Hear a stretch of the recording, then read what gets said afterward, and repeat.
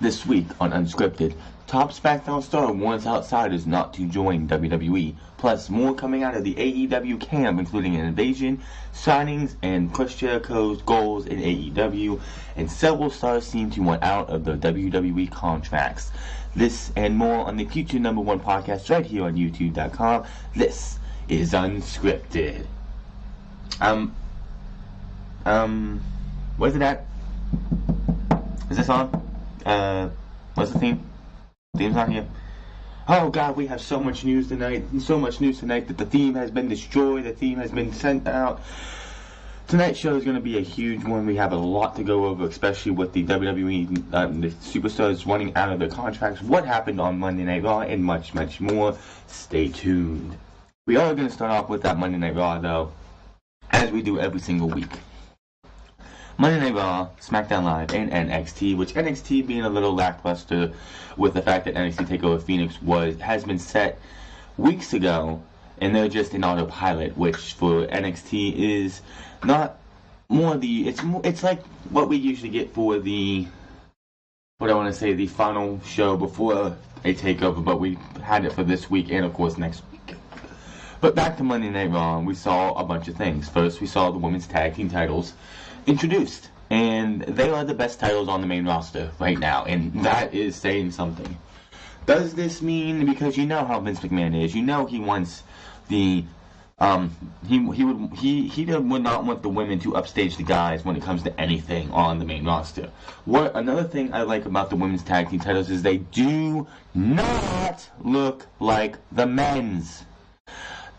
Raw, SmackDown, NXT, and NXT UK, the men's and women's titles are the exact same title with a little bit of a difference to them. Like the women's titles on Raw, SmackDown, and NXT UK all have a white strap, whereas the NXT Women's Championship has a purple X or pink X instead of a gold X.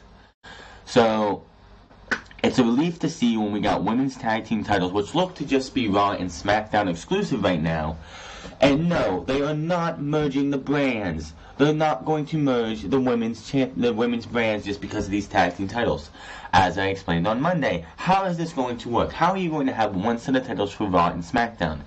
Well, how are we going to have an elimination chamber with 3 teams from Raw and 3 teams for SmackDown? Oh, gee, we're going to have qualified matches maybe? Maybe we'll just have somebody sound.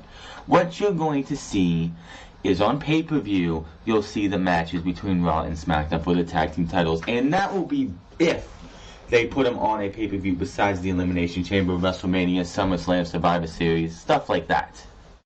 But you're not going to see like a Sasha Banks versus the Iconics on Raw, or the Iconics versus the Riot Squad on SmackDown. It's just not going to happen. That's not how this is going to work. Like, if you have, say, the Iconics are #1 contenders to the women's tag team titles, you'll see promos, you'll have video packages, maybe you'll have, like, an Iconics interrupt on the big screen, the champions on the big screen, and you hear from them. But you're not physically going to see a match between the Iconics or Sasha Banks and Bayley or Riot Squad versus Team B on SmackDown. It's just not going to happen. These brands, especially with the fact that Fox, and this is thing that's going to make the women's tag team titles interesting, because when they go to Fox wants the brand split to stay intact because they won't want superstars, and this is absolutely petty on Fox's end. They don't want superstars from NBC Universal, an NBC Universal brand, as in AKA Monday Night Raw, on their show. So they don't want to split. They don't want to share. Like, say, AJ Styles is on SmackDown. They don't want AJ Styles to show up on Raw. If Braun Strowman's still on Raw, they don't want to see Braun Strowman on Raw, on SmackDown. They want it to be 2 different brands completely, and that's exactly what we're going to get. So, for them to anybody who thinks that they're going to merge Raw and SmackDown's women's division and unify the women's titles, you are absolutely out of your fucking mind. Plain and simple, you are out of your mind. But when it came to the introduction of the women's tag team titles, 2 things with this. One is the fact that they announced them on the Moment of Bliss segment with Paul Heyman, What I would have liked to have happen is that, like, the Royal Rumble, like when WrestleMania, 31, when at the pre-show you had Lita in the middle of the ring. I think it was 31. Yeah, 31. 2016. Yeah. You had Lita in the middle of the ring with a table, a round table, and the title on it with a cloth over it. And she's explaining all this stuff, and then she pulls the thing off. And that felt like the title for the women mattered the most, was in that moment. Because she pulled it off and said, this is the Women's Championship. The Divas title after tonight is dead. And after that, nothing really big happened. It's like, and then you're gonna have a moment of bliss where the women's title, the women's tag team titles are just shown off without really any fanfare. I mean, you had what was it, Christmas night? You had the Christmas Eve. You had McMahon Claus say women's tag team titles are coming next year. Felt like it should have been a bigger announcement. Like I said, it would have been great if we would have had like something bigger than just having McMahon dressed up as Santa to announce that the tag team titles are coming, and then have them shown off on a throwaway segment. Where the second problem with I have is that I love Heavy Machinery, they're an awesome tag team, but having Otis Dozovich come out to the ring and just look like a creep, an absolute creeper, who's like, I'm gonna put it in it, and it's like, oh my god. Like, that's not the way to debut Heavy Machinery, first off. What they did the next night was a better way to introduce Heavy Machinery than you did with having him look like a creeper who's stalking Alexa Bliss. It was just not a good look for WWE. But the women's tag team titles, in my opinion, are going to not work well at all. Especially since the Raw and SmackDown tag team divisions are trash. I mean, yes, you had the Usos, the Bar, and the New Day on SmackDown. Sanity should be another good team too, but they're not doing anything with them right now. Speaking of Sanity, I don't have it in here, but I'd like to throw a congratulations out to Nikki Cross and Killian Dane on their recent marriage. Back to what we're talking about. But WWE, as I reported, I think it was on 46, 47, or 48 of Unscripted, that WWE and Vince McMahon sees absolutely no money in the tag team division. So what makes you think that the women's tag team titles are going to mean anything? Yay, we have the women's tag team titles. Here they are. Go back to Impact Wrestling back when it was still TNA, I believe it was before Hogan and Bischoff came into power there. But go look at that and tell me how those women's tag team titles went. Yes, I know it was a company that was irrelevant, had become irrelevant since then, but they had women's tag team titles, and the final champions was ODB and Eric Young. Yes, Eric Young was one of the last champions of the women's tag team titles in Impact Wrestling. I don't want to see a slub, like, I know James Ellsworth's not going to be used anymore because WWE just don't want to mess with that, but I don't want to see where eventually you see a guy dressed in drag winning the women's tag team titles, which quite honestly, and I'm going to be truth, I feel like Vince McMahon would have him pull that out of his hat. It's like, ha ha ha, the women, look at that, a man dressed as a woman is a tag team champion, this is fucking hilarious. It wouldn't be at all. It wouldn't be, but I could see Vince McMahon laughing his ass off because, oh look, the men dominate the women's division. I mean, this is the company that had Harley Whippleman dressed up as a woman to win the women's championship, so I would not put it past them. Another thing coming out of SmackDown, Monday Night Raw, before we talk about the big thing, is WWE, and I noticed this on Raw and SmackDown this week, is that WWE is trying to bring sex appeal back into WWE with the women. When you spent the last 3 or 4 years telling us that women's wrestling is on the uprise and women's wrestling is on equal playing field with the men. And yes, the women on SmackDown, especially Asuka, Charlotte, and Becky Lynch, have been outclassing every match for the men that last year.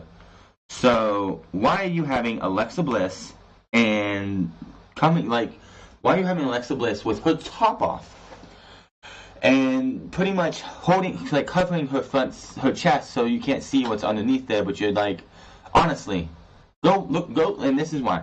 Go look at that segment on YouTube and Mandy Rose in black lingerie on them, and see that they do. And I bet you they both have about 5 million views each. It is absolutely ridiculous at WWE to go there. But with the ratings failing, what do you expect? This is a desperate move by WWE. What worked for us in the 90s? Oh, women in their breasts. Let's do that again. But we can't. But Vince, the sponsors, we'll do it light. We'll do it light, and it will work. Damn it. Well, it is kind of working for them, but it's just something that I really think we're in a part of wrestling that we don't need that anymore. We don't. But of course, WWE, Vince McMahon, and how stubborn he is, it's just you can't tell Vince no. Vince will do what he wants to do. The biggest thing, of course, coming out of Monday Night Raw was Finn Balor and Braun Strowman. What do I mean by that? Finn Balor is now taking on Brock Lesnar at the Royal Rumble for the Universal Championship, in which I do not see him winning one bit. Finn Balor is not winning the Universal Championship. Anybody who thinks otherwise is totally out of their mind. WWE, for 2 years, after his injury, and this is the thing, we started off 2016's draft, Finn Balor being picked by Monday Night Raw. And I kind of figured he was going to go there anyway. Finn Balor comes on to the first episode of Monday Night Raw the week after the draft. And you had, I think it was 2 triple threat matches with Roman Reigns and Finn Balor winning each of them. One of that would go on to face Seth Rollins at SummerSlam. Roman takes the pinfall, and Finn Balor moves on. And this is around the same time that Roman Reigns was still in the doghouse for his wellness policy violation, in which they were not going to have him win a championship. They were going to have him dog out to everybody, and they were going to have him go through. Everyone thinks, and I'm not a big fan of Roman Reigns, how they treated his character, how they pushed him down our throats. But in the summer of 2016, Roman Reigns was lowest of the low. They put him through the ringer. They had him lose to everybody, it seemed like. He was punished severely because they put all their eggs in one basket, and that's Roman's basket. And in 2016, boom, wellness policy violation. Well, they took the title off him, gave it to Seth Rollins, who then dropped it to Dean Ambrose. And the feud between Roman Reigns and Seth Rollins and Dean Ambrose for that Shield triple threat match at Battleground was only done with Dean Ambrose and Seth Rollins because that entire build, Roman Reigns was suspended. Fast forward all the way up, and from Battleground all the way to SummerSlam and a little bit after that, Roman was he was in the doghouse for months. I don't think he got out of the doghouse for WWE until we got to Survivor Series. That was like the only time in the 4-year span from WrestleMania 31 to WrestleMania 34 that Roman Reigns was humanized by WWE, but as soon as they were like, well, he's good, he's not in the doghouse anymore, they quickly threw him up again.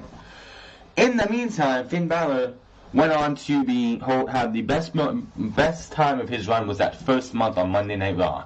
He won the chance to go to the Universal Championship match against Seth Rollins. He beat Seth Rollins as the Demon, and then he got hurt. He got hurt and sent on his way in between August of 2016 and the night after WrestleMania 2017. Something happened to Finn Balor's stance in WWE. He went from being the guy who could be the guy for the years to come to just another guy on the roster. His mystique, his aura that he came out of NXT with was done. It was dead. It was gone. Last year, Brock Lesnar, this time last year, wanted Finn Balor because he had that match with AJ Styles the year before in 2017. He knew what he could do with a guy like Finn Balor, Daniel Bryan, AJ Styles. He wanted that for the Royal Rumble. Vince said, no, you're going to have Braun Strowman and Kane. And I wonder why, because we all know that Brock Lesnar has a lot more leeway with what he can do than other superstars. I don't know why he didn't just stand his ground, or him and Paul Heyman didn't no, it's Finn Balor or we're going to WrestleMania without defending the title at the Royal Rumble. But we got that shit match last year that was a 5-minute squash. This year, though, at the Royal Rumble, and Finn Balor is not winning the championship, I can see this one going about 15 minutes or so. It's probably going to lead the same blueprint as Daniel Bryan and AJ Styles, in which Finn Balor takes most of the brunt of the offense and is on the defense for the beginning of the match, and in the middle of the match, he pretty much gets back up and makes it an even playing field with Brock Lesnar. And then against, of course, Brock Lesnar wins with one F5. I don't want Finn Balor to be the Demon, for the simple fact is Brock Lesnar's going over. If Demon Finn Balor comes out, he has to win. Plain and simple. The Demon should never lose again. The Demon has one loss on his record, and that was against Samoa Joe at NXT TakeOver the End in that cage match, which was ruined because of the blood in his face. I'm pretty sure he only has one. I'm pretty sure he has one loss, which is Samoa Joe. Because I think it's Samoa Joe at TakeOver the End, which was that cage match which got ruined because Samoa Joe got cut in the eye and the refs kept coming in and stopping the match, and that was just, it took away from a pretty damn good match. But I don't want to see the Demon for that reason. But then you ask yourself, what does that do for Finn Balor? Well, AJ Styles was elevated a little bit. Daniel Bryan was brought back to prominence with that match against Brock Lesnar.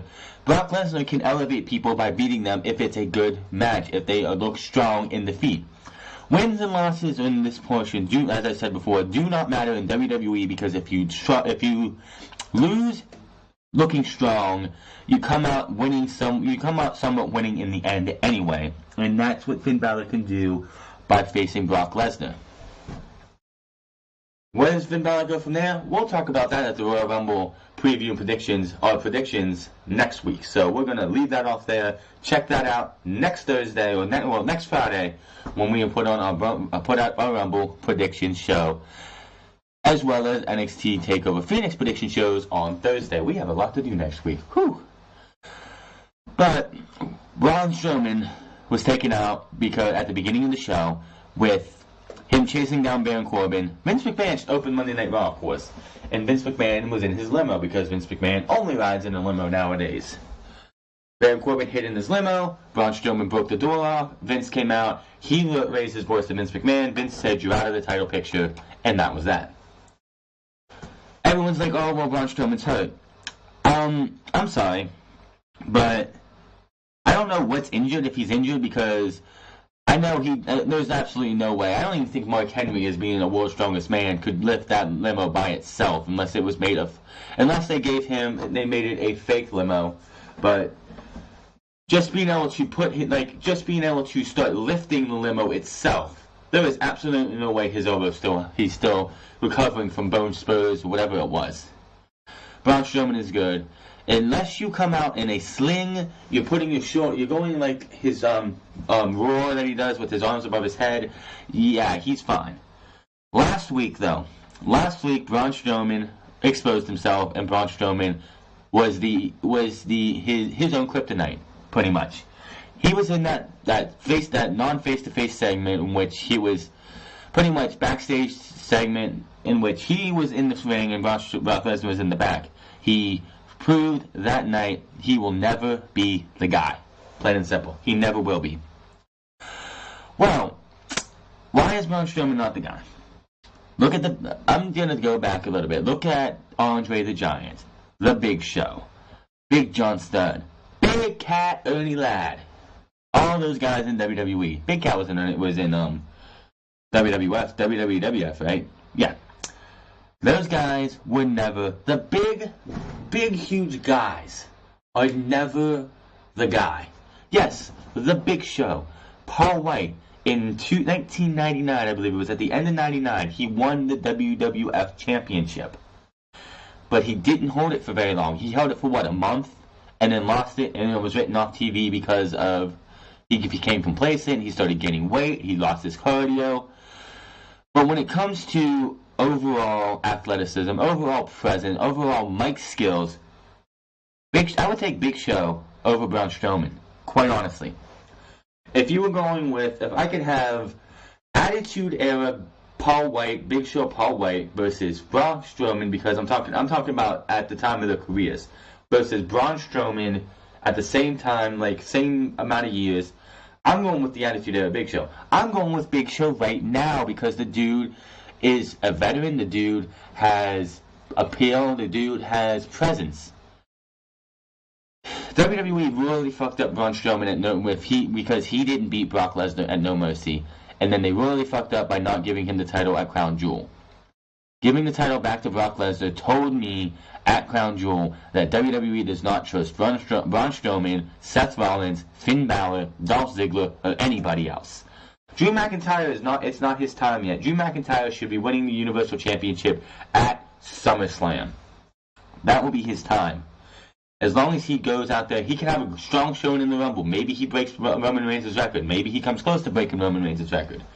He goes out there, has a strong showing. Whoever eliminates Drew McIntyre, it's got to be somebody important.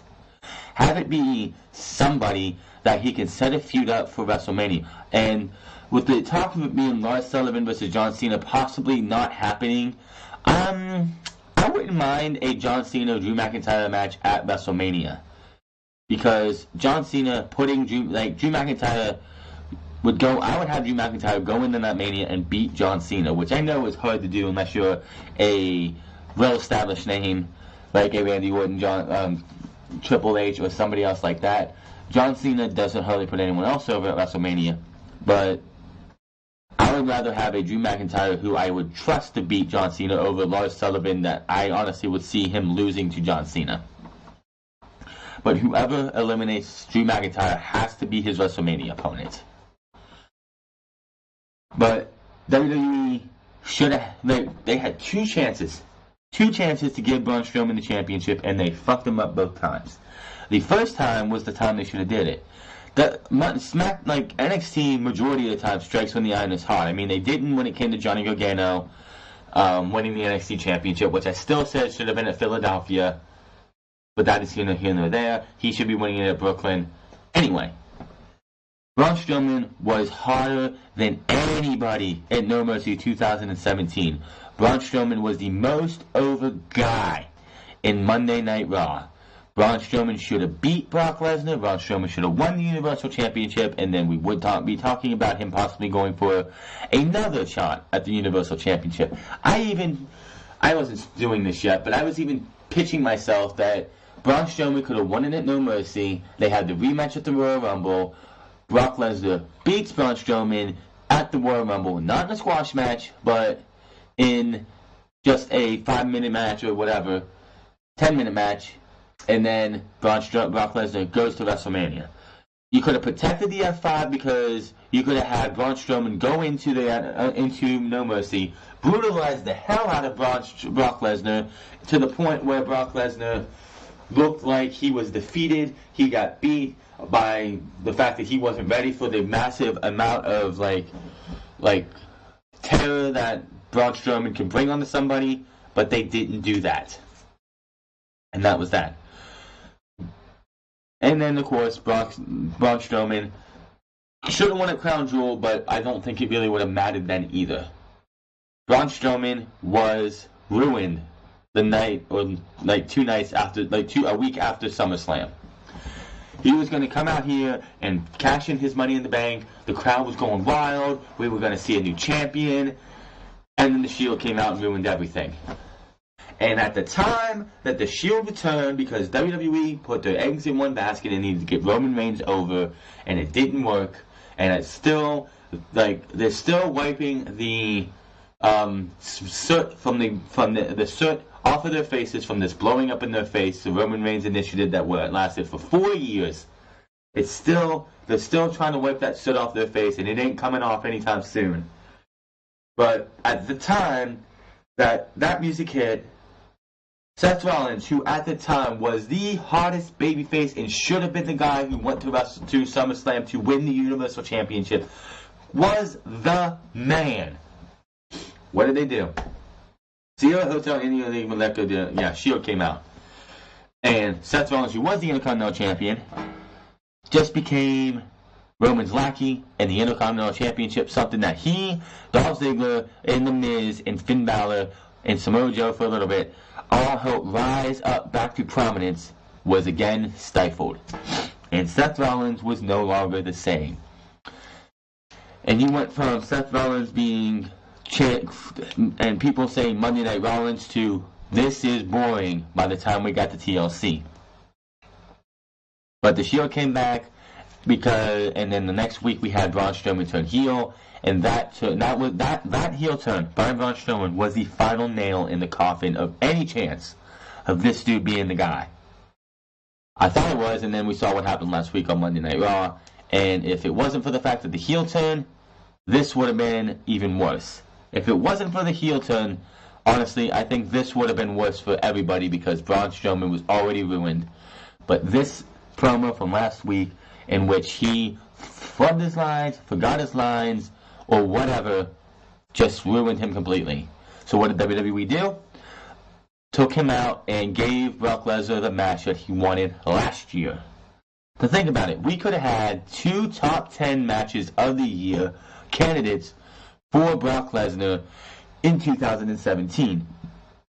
And if this is going to be his last Royal Rumble or last chance to have a good match with this guy and then whoever he wrestles at WrestleMania, this will be a hell of a match.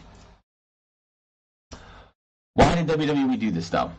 I don't have to read any report. I've already talked about it on Monday Night Raw review. I even watched Adam Cleary's video from What Culture Wrestling an hour or so before Raw. WWE is petrified of AEW. And if anybody thinks otherwise, look at what happened with Finn Balor on Raw. Look at what happened on Andrade Cien Almas or Andrade on SmackDown. And the fact that those two are getting pushed, the Revival on Raw getting a win over the Lucha House Party in nefarious ways, you can see it coming together that WWE will do anything. And I have so much on this stuff that proves that WWE is petrified of this all. But Finn Balor is going to go up against Brock Lesnar because A, Brock Lesnar wanted it, and B, WWE does not want Finn Balor to pull a Dolph Ziggler or a Revival, reportedly. They don't want anybody to leave. As Jules from WhatCulture.com and his insane thing said, WWE is becoming the wrestling version of Hotel California, in which you can sign that contract and you can come in, but you are never allowed to leave. WWE is scared. Vince McMahon hates having his back. Anybody should hate having their back up against the wall. But Vince hates it because he actually has to do something. And he's 1 year away from the XFL relaunching. He does not want to have to deal with this shit. The fact that New Japan is on the uprise and they are expanding into WWE's main territory, which is the United States. The G1 Climax is going to open at the American Airlines Center, I believe it is, in Dallas. You have Ring of Honor putting on some of the best matches on North American soil. You have AEW starting up soon. You have so much. Defiant Wrestling is back on YouTube. If you want to watch some good British wrestling and you don't want to watch the NXT UK brand, go watch some Defiant Wrestling. They just had a hell of a match with Pac and David Starr last week on Loaded. If you have not seen Pac versus David Starr yet, you need to go to Defiant Wrestling's YouTube channel, look up the episode, or wait till they put it up. I believe they do the individual segments before the next episode, which it should be tomorrow. But look for Pac versus David Starr either in the latest episode of Loaded, which is like the last 30 minutes of the show, or wait for it to actually come up on the thing. But that was one hell of a match. And honestly, my 2 favorite matches for this whole week up have Pac versus David Starr and Andrade Cien Almas and Andrade versus Rey Mysterio. Those are my matches of the week. If you haven't seen either one of those, you need to check them out. Man, I went a long way on Monday Night Raw. But yes, WWE is 100% petrified of AEW. And if AEW, and this is the thing, everyone, including myself, are getting hyped and excited about AEW. The fact that AEW is coming up soon. Anybody who says AEW is an automatic number 2 wrestling company in WWE in the United States, you are absolutely wrong. The reason they're not number 2 or number 3 right now is that they haven't had a show. I don't care what the roster looks like. Until you have a show, you are in last place. The commentators aren't even revealed yet completely. We don't know half of what's going on. Half the roster is not even signed yet. And I don't even care if they get Kenny Omega, and they have Chris Jericho, the Young Bucks, they have Hangman Page and Cody, and Joey Janela, MJF, Pac, until we see what the product looks like. This is people assuming that AEW is an automatic 2 is just saying like the XFL, who hasn't even had a game yet, doesn't have team names and logos, is an automatic 2 when it comes to football in the United States.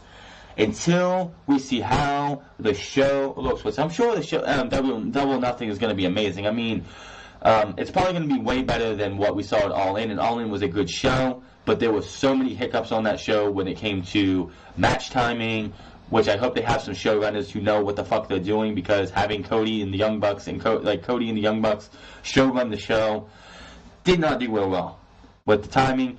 Audio was off a little bit. I think some of the lighting was bad too. But you have an $8 billion family behind you. It should be a lot better than All In. But yes, it's WWE fearful of AEW. And then we move over to SmackDown Live, as we talked about the whole sexy coming back with them. Andrade seeing all this, or Andrade, which I don't like the fact that WWE is doing this again. Adrian Neville, aka Pac, became Neville. Antonio Cesaro became Cesaro. Alexander Rusev became Rusev. Big E Langston became Big E. Authors of Pain became AOP. I'm trying to think of some other ones too, because I know there's other ones that I can't think of off the top of my head right now. But Andrade is added to the list. CN almost, which I'm pretty sure CN stands for 100. I don't know. Usually, though, when WWE shortens your name, you get you do get another fresh chance to show them what you can do. And man, did him and Rey Mysterio have a SmackDown classic. I wasn't watching SmackDown when it happened, but I did watch it on the WWE Network, and from what you got to saw, it was probably the best SmackDown match for that era, and that was that excellent Iron Man match between Kurt Angle and Brock Lesnar for the WWE Championship on SmackDown. This was probably the best, and will probably be the best SmackDown match we see in the SmackDown Live era. And it's probably right underneath that match. This was a match that you have to, I don't care how you do it, DVR, TiVo, going to friends or whatever, going to find it somewhere legally online, I don't care. You need to see Andrade versus Rey Mysterio. My biggest question is, how many other times are we going to see the Canadian Destroyer by Rey Mysterio? If it's only with a guy if he only does it in a match against a guy like Andrade or Sin Cara, who is coming back eventually, then okay, fine. It's a match. It's a thing that only gets done with luchadors. Fine, that's fine. I'm okay with that. But it would be interesting to see him pull it off against a AJ Styles or a Daniel Bryan or a Mustafa Ali. You're not going to put that. He's not going to hit the Canadian Destroyer on like a Samoa Joe or somebody like that. But it was really interesting the fact that the power driver outside the tombstone for Kane and The Undertaker is banned. But for the past 2 weeks, Rey Mysterio has hit a Canadian Destroyer, or what they want to say a Mexican Destroyer, on Andrade. It's just like, wow, how are they going to let this happen, but you're not going to let the power driver in WWE is banned? Yes, I know other feds, other independent promotions let the power driver be used, but this one, especially the Canadian Destroyer, especially Rey Mysterio's version of the Canadian Destroyer, which is him. So it's just like you could just see if you watch it in slow-mo, Andrade's head hits the mat. It does, absolutely. The Canadian Destroyer usually is not that devastating. It's actually one of the more, I believe it is one of the more safer, if you actually can get the rotation, is one of the more safer power drivers. Andrade's head hits the mat. So the fact that this has been used in 2 matches back-to-back makes me wonder why this is happening. And then, of course, the end of that show, 15 minutes was for Shane McMahon's birthday party. Instead of, having that in the, that should have been what you saw. Then you saw the brawl between Naomi and Mandy Rose after she tried to, get some scandalous pictures of her in her black lingerie with Jimmy Uso. That should have happened, and then we should have had that Matt Classic between Andrade and Rey Mysterio. I'm still not going to say it wasn't a bad match. That was a great match, and it was the best match from Monday Night Raw and SmackDown Live. Some people want to say that triple threat match for the Intercontinental title or the Fatal 4-Way was better. Heck yeah, no, I don't know what you think you're talking about. What was also great about the Andrade and Rey Mysterio match is the fact that it did not feel like a WWE type match. It felt like something you would see these guys do. For the most part, I think for the first half, felt like a match you would see in AAA, CMLL, New Japan, or any of these other wrestling, I keep saying Fed, but that's like something else. Any of these other wrestling promotions, you would see the first half of this match, and then after a commercial break, it seemed to slow down into a WWE style match. But for that first half of that match, which doesn't take away from the fact that the match is the fact that it went from like something you would see on the indies to a WWE style match, but it just had that feeling and that look and appeal that was like, you're watching something special. And honestly, I don't want Andrade to win it yet. That's WrestleMania. Rey Mysterio between Fastlane, or the Elimination Chamber and Fastlane, must win the United States Championship. And then the next episode of SmackDown, Andrade comes out and takes him out, beats him down, and wants that title, and it's set for WrestleMania. Andrade, Rey Mysterio for the United States Championship at WrestleMania, with Andrade going over, getting that WrestleMania moment, and give him about 10 more minutes, give him about 30 minutes, and then another Matt Classic. These two work so well together. I wouldn't want to see them wrestle every week because then it would just be like, which honestly, I actually probably could see these guys wrestle every week because they're that good together. They could probably come up with things that you've never seen them do before. And like they had that tag team match the week before with Joe and Ali as the tag team partners respectively. And you saw stuff in that match you didn't see in this, and you saw a lot in this match that you didn't see in that match. So these two, I could see mixing it up, and we could honestly see a different match every single time we watch these guys wrestle. Unlike when we had Nakamura versus AJ Styles last year, and it seemed like the same match every single time, except for little things here and there, and it just felt boring. We've seen these guys 2 weeks in a row, and I have not been bored either time they were in the ring. Could not wait to see it again. Other than that, there was nothing else on SmackDown Live that really mattered.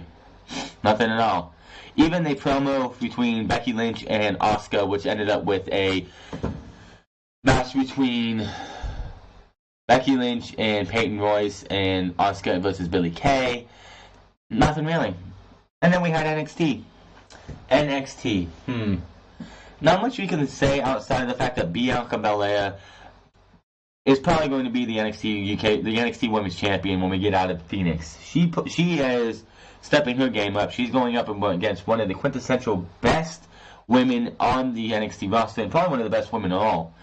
And one of the things that pisses me off about the NXT Crown and Full Sail is that every time Shayna Baszler has wrestled over the last few times, they keep chanting Ronda's shadow, as if Shayna Baszler is in Ronda Rousey's shadow. Motherfuckers, I would take Shayna Baszler over Ronda Rousey any day of the fucking week. Shayna Baszler has improved so much and has benefited from the NXT brand. Ronda Rousey, we've only seen wrestle a few times. I guarantee you, Shayna Baszler, if WWE wanted to, would be able to go out there and wrestle every single week on SmackDown or every single week on Raw, and she would do wonderful. She would do wonderful in every single match. It would be different. She would brutalize whoever the hell she's fighting, and she would be the badass that she is. So I would definitely see Shayna Baszler. If you told me to pick between Shayna Baszler or Ronda Rousey, I would take Shayna Baszler every single time. Nothing against Ronda Rousey, but I would take Shayna Baszler. She is definitely the one to talk about.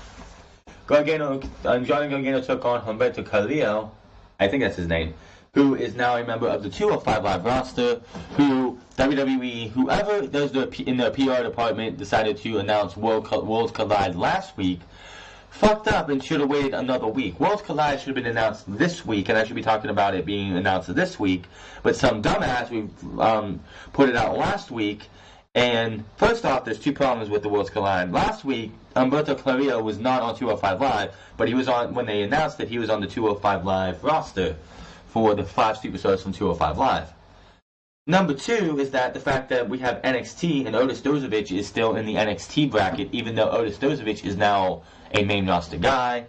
And we're going to talk about what's going on with the NXT call-ups of Lacey Evans, EC3, Heavy Machinery, and Nikki Cross a little bit later, and why you just see them on both shows right now, and what the plans are future for them. But, yeah, Johnny Gargano had a good match against Humberto Carrillo. People are wondering, why did Johnny Gargano not just finish him in about 2 minutes? You got to make the guy look strong. He just lost a non-title match to Buddy Murphy the night before, so why would you want him to look weak? It's common knowledge. Yes, he went out on his back like he should have, and now he's on 205 Live, and who knows? We'll talk about that too on why 205 Live is going live again, and there is a thing on there about call-ups coming up eventually for 205 Live, and I have an idea of one or two that I think should be up there. And of course, Cassius Ohno took on Keith Lee, with Cassius Ohno beating Keith Lee, and it has been announced it was announced after I did my review the day after for NXT, that Cassius Ohno will take on Matt Riddle for the third time at NXT TakeOver Phoenix. So, that gives us, for the main event, Tommaso Ciampa versus Aleister Black, Johnny Gargano versus Ricochet, Shayna Baszler versus Bianca Belair, War Raiders versus Undisputed Era for the tag titles, and Matt Riddle versus Cassius Ohno. There is our fifth and final match. NXT TakeOver Phoenix is 100% set, and we will have the preview next Thursday. And predictions. That is all for our Raw, SmackDown, and NXT review. Let's talk about some news here. Let's talk about a certain SmackDown star reportedly warns top indie stars about joining WWE. Top Lucha Indie star Rush, I don't know how his actual name is said. I think it's Rush. It's spelled like Rush, but Rush recently signed with Ring of Honor and was reportedly warned about going to WWE by a current SmackDown superstar. I wonder which one. Who is a friend of Rush? Rush is very close friends with Andrade, who pretty much warned Rush and Lucha superstar Dragon Lee, which I think Dragon Lee was in the World Culture Pro Wrestling's Mexican leg of the World Cup tournament from 2017, which I hope Defiant does another one, because I love that stuff. Going to WWE. It is believed that Lee will sign a deal similar to Rush's deal soon. The Observer notes that Andrade's advice to Rush was that WWE wasn't what it's cracked up to be. Andrade signed with WWE in 2015 and won the NXT title in late 2017. And he's been stuck on the mid-card since getting caught up in the main roster in April 2018. But his win over Rey Mysterio on this past week's Raw, and the fact that his name was shortened, could indicate a significant push, which has been rumored for 2019.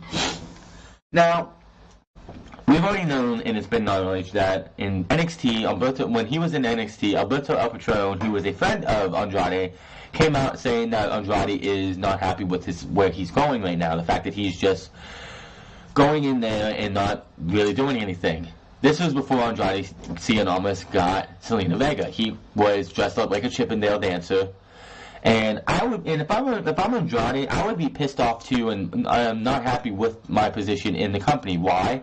Because Andrade Cien Andrade was a masked luchador in CMLL. I believe he was in LIJ as well for New Japan, and he came into the company after losing his mask, which is the identity of a Mexican wrestler who is a luchador. So, first off, he had to get it. He went off and did a mask versus mask match, or whatever it was. I think it was mask versus mask. I didn't see it. I don't know. But he went there. He went through the trouble of getting that approved and getting that done, so he could lose that. That's a big payday for some people. I would be pissed too if I had to go out there, pretty much just get rid of my identity, start over, come to WWE without my mask on, and be Andrade Cien Almas, and then come in and just be a jobber to the stars. He lost to Bobby Roode, I believe. He was this guy who came out with suspenders, with a top hat on, smiling, being all happy, and he went nowhere, to the point where he was just coming in, losing, and walking away and not caring. Then they gave him Zelina Vega. She slapped some taste out of his mouth. She got him into a new groove. She got him to be smartened up, and she got him this new attitude, which eventually captured him the NXT Championship from Drew McIntyre. He held that from November all the way to April, which he lost to Aleister Black. And in that time, he had the first 5-star match. And to anybody who calls him a 5-star matchmaking machine, he's had one. He's a 4.5-star making machine, in my opinion. But, and of course, with the right two guys in a match could make a 5-star match. Which, quite honestly, I think Rey Mysterio and Andrade at WrestleMania, if given the time and the match to go after, could produce the first 5-star match for WWE main roster since 2011. Anyway, he was frustrated. WWE gave him a new attitude. WWE gave him something to do, gave him a manager, and he ended up becoming very successful in NXT. Bring him up to the main roster. He still has his manager, but you bring him up. He goes up against a couple jobbers. Zelina Vega says this isn't right for Andrade. He should be doing better. He should be getting better competition. He wants actual competition. And then he disappeared. I swear, Andrade Cien Almas, when he was on TV for 2 weeks straight, and then we didn't see him for about a month and a half. It felt like a month and a half we didn't see this guy. Then he lost a pretty competitive match against AJ Styles. Then supposedly Vince McMahon was so impressed that he's going to give this guy a chance. He disappears, loses to Jeff Hardy when he comes back, loses to Daniel Bryan, and the list goes on and on. He comes back a couple weeks ago. He has been on TV, it feels like every week since the week before Christmas. He was in that tag team match in which Mustafa Ali pinned the WWE champion Daniel Bryan. He faced off against Mustafa Ali in a singles match, and a losing effort, but he was in that match. And then he was in, and I believe he was on the week after that, but last week and this week he was both in matches. He won both of them, pinning Rey Mysterio both times. But if I'm anybody who has friends on the outside, WWE is not all it's cracked out to be, and it hasn't been for a while. And it probably hasn't been ever. Unless you are a big name that WWE creates, they don't care. AJ Styles is the first guy, probably in a long while, probably since the Attitude Era, who came from another company, 2 companies I should say, because Impact Wrestling, then New Japan, over to WWE, and was actually given a push. He was actually given a chance to be able to shine. He's the only guy who's done it so far, and he's probably going to be the only guy who does it. He had such a big name that he skipped NXT, even though AJ Styles has come out and said, if I could do it again, I would have went to NXT. Could you imagine if he was in NXT in 2016 instead of the main roster? We could have gotten AJ Styles versus Finn Balor way before TLC. We could have got AJ Styles versus Shinsuke Nakamura in NXT. Could you imagine in 2016 AJ Styles versus Shinsuke Nakamura at NXT TakeOver Brooklyn 3? 2, right? 2. Yeah, Brooklyn 2. My bad. But Nakamura versus AJ Styles at Brooklyn 2? Oh my god, that would have been amazing. AJ Styles is NXT champion. But I honestly think, I think AJ Styles saved himself from being just another guy who goes to NXT and then gets caught up just to be wasted. In my opinion, AJ Styles going from New Japan over to the main roster of Monday Night Raw and SmackDown Live was a good decision, because if he would have went through NXT, he would have been in their system for about a year, about 6 months, and then he would have been brought up and then wasted. He wouldn't have had the opportunities that he had, facing Chris Jericho at WrestleMania, beating John Cena clean at SummerSlam, winning the WWE Championship at Backlash in 2016 from Dean Ambrose, having that heel run against Shane McMahon, having that match against Shane McMahon at WrestleMania 32, which was the best, I think it's 32, 33, right? 33. My WrestleManias are mixed up, but having the best match of that pay-per-view. Yes, AJ Styles is the only guy who's ever had a chance to shine outside the company. So when Adam Cole comes up, he's going to get wasted. When the Undisputed Era completely comes up, they're going to get wasted. Look at Eric Young and Samoa Joe and Bobby Roode. All 3 of these guys were in Impact Wrestling TNA around the same time of AJ Styles. They all eventually left. And they're all in WWE now. Yes, Bobby Roode's a former United States champion. Yes, he's the Raw Tag Team Champions with Chad Gable, but he's not where he should be. He's the smiley babyface Bobby Roode with the heel gimmick just thrown away. NXT knew how to use him. WWE does not. NXT knew how to use Eric Young, and where has Sanity been?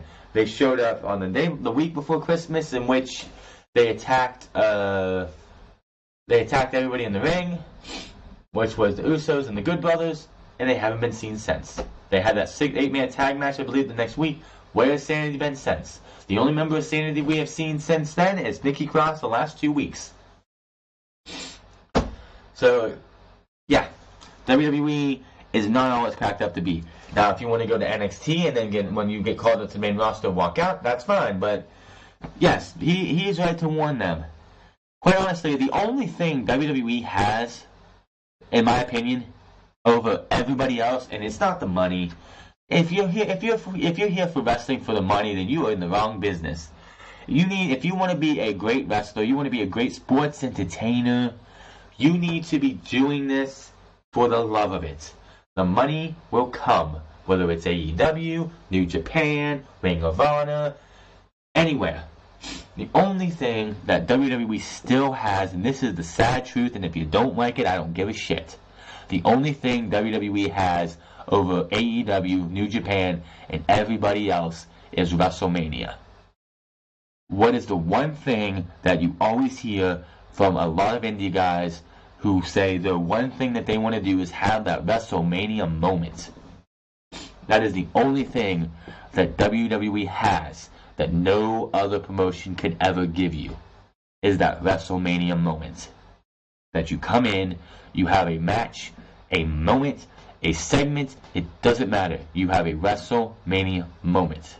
That is the only thing that WWE, in my entire opinion, has that AEW can get it. And especially like if AEW gets a primetime spot on TNT or TBS or something like that, you can't say, oh, well, WWE's got primetime television. Well, so does AEW.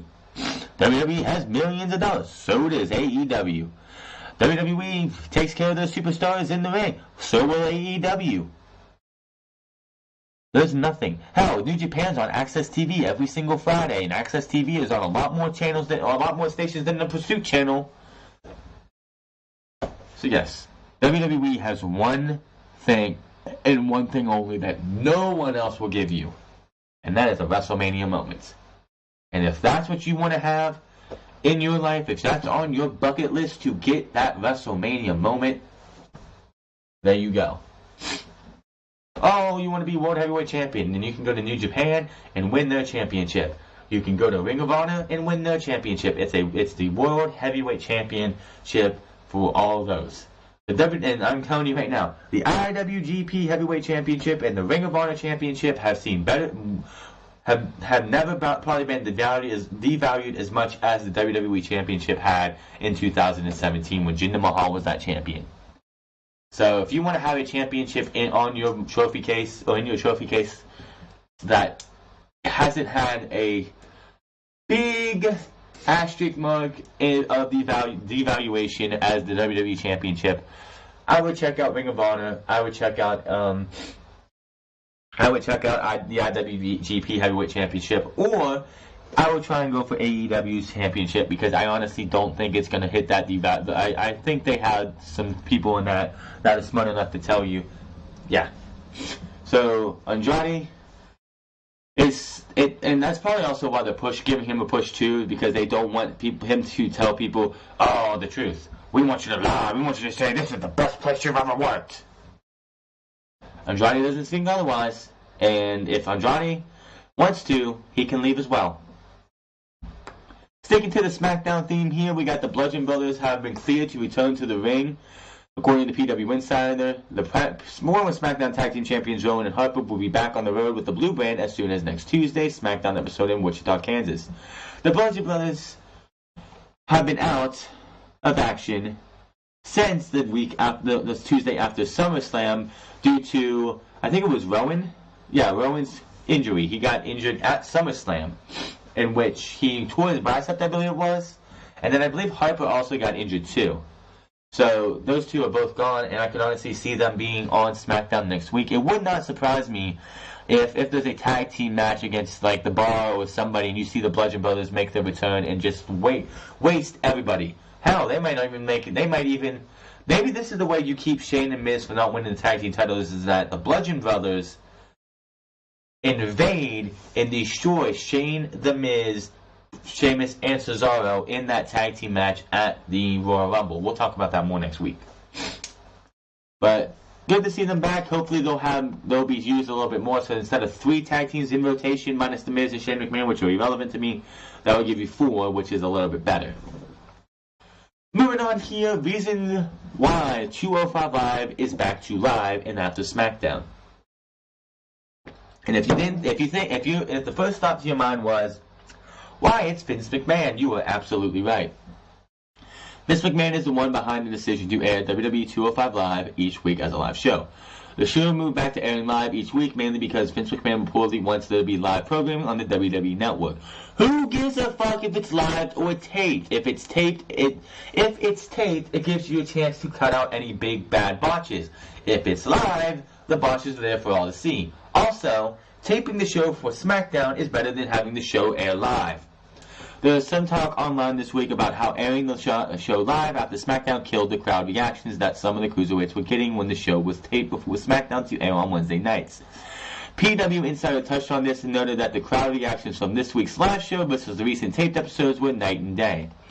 On a related note, there has been talk of adding 1 or 2 more cruiserweights to the roster, but there is no word yet on when they might debut. Humberto Carrillo joined the 205 Live roster from NXT and lost a non-title match to the Cruiserweight champion Buddy Murphy. Carrillo's profile has been added to the 205 Live roster on WWE's website, and as noted, 205 Live General Manager Drake McIntyre recently promised fans that they will be seeing new faces and fresh matches on the show in 2019. One big name, and I've said this before, I believe too, I think Raul Mendoza, who has been in NXT for at least 2 or 3 years, should be coming to 205 Live.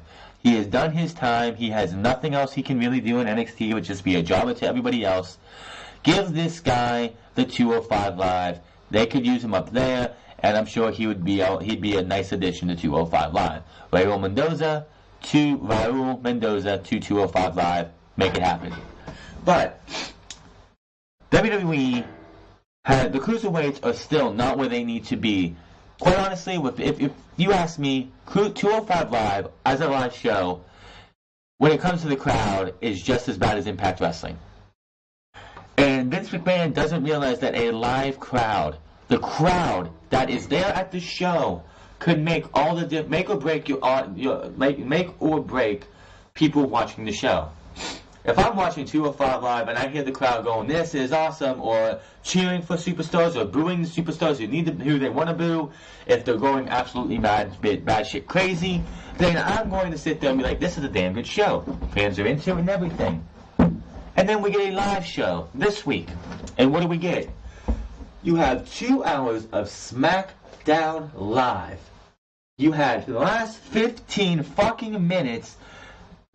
15 of the last 20 minutes be dedicated to Shane McMahon's fucking birthday. Talk about an ego trip. And then you had a useless The Miz versus Sheamus match to close the show. Do you really think anyone wants to stay there to watch cruiserweights? That's not fair to the cruiserweights. These guys should be the opener to your show. You want live programming? Put them on at 7. Put 205 Live on the WWE Network at 7.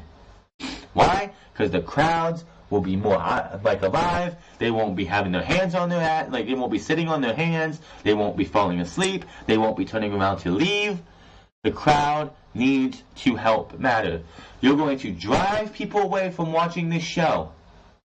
And that is not good for them. Put the cruiserweights before SmackDown. If you want them to air live, have them air live, and then it's like, oh, SmackDown's on, let me change the channel. Or, like most people probably do, SmackDown's on live, but it's being taped, so I'll watch it later. I'm going to watch this show right now because this is great. When the WWE Network first launched in 2014, they had main events on there. which was taped before SmackDown every single week. Main Event was one of those shows that I actually watched for a good while until... Actually, I watched Main Event on the WWE Network until the UK version of the WWE Network launched, and Main Event was preempted a week, in which it sucks now because it's not what it was before. Yes, live programming is nice. What? You had TakeOver last week, you have a TakeOver coming up next week, and the Royal Rumble coming up next week. Is that not good enough for live TV? Put 205 Live on before SmackDown if you want it live. If not, which, why does 205 Live have to be on? Well, the reason Main Event actually worked for them last time is because SmackDown was taped from 9 to 10 on Tuesdays because Main Event was done from 8 to 9. But Main Event, when it was on and it was live or semi-live, whatever, felt fresh and you could actually see how the crowd was actually into the show. Now that 205 Live is on after SmackDown, which is so stupid, crowds don't want to sit there and watch any more wrestling. Oh, SmackDown's over, time to get up. Oh, that's right, there's more wrestling.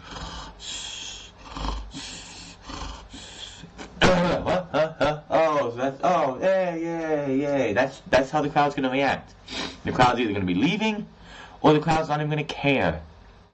And these guys need the crowd. And to put these guys on after SmackDown is a bad move. Giving these guys before SmackDown is the right move to go because the crowd gets hyped up. Oh, that was some great wrestling. I can't wait to see what comes on SmackDown now. WWE just, like Vince McMahon, just, again, showing how senile and asinine he is. Put 205 Live on before SmackDown. If you want it to air live, put it on before SmackDown. Nobody really watches, outside of, like, no one really watches the network anyway after SmackDown and Raw is over. And besides, all your shows that you have end up on demand right after, so why would I want to watch 205 Live at 10 o'clock when I could sit there, do my review, or if I wasn't doing reviews, why wouldn't I just sit there and watch it on Wednesdays anyway? That's the thing. You had a nice block. 7 and 8. 205 Live, NXT. If you wanted to watch the UK brand too, it's on before 205 Live. But 205 Live, NXT, there's a nice power block right there. So, put it before SmackDown, tape the show, and put it on SmackDown. If you want live programming, here's an idea. Have Triple H take NXT on the road. Have Triple H record NXT live every single week. I don't see that happening. Every other week would be great too. Instead of, going to Full Sail taping 4 episodes of NXT, when they're going on their week, and if you want to, move NXT off of Wednesdays, which would be a bad idea, but book a show for where the first week is live, like what Monday Night Raw used to do sometimes. It's like you would have Raw for like 2 weeks in a row. When Raw was an hour, you would tape Raw, and then the next week, that same week, so it's live, and then you would tape. Live, then you would tape. Live, then you would tape. Do that. If you want some live television, every other week for NXT could be live. Could you imagine if they had, because then you would have NXT on the week that they're going to, the week that they're live, they could have NXT live, tape the show after for the next week, and then do your house shows, and like the house show run that they do. And you could have NXT in all these other little places like Ohio or California it's nice when NXT, which I know they're not live, but when they're taped from when they were right before War Games, they taped a show in California. I think it was San Jose. That was a great show because the crowd was different. When they went to Houston last year and they had that match between Drew McIntyre and Adam Cole for the NXT Championship, it's great to hear a different crowd from NXT over Full Sail every single week. That's just like with Impact Wrestling when they were in the Impact Zone for so many years. It got so the crowd was just so stale because it was a lot of the same people coming back.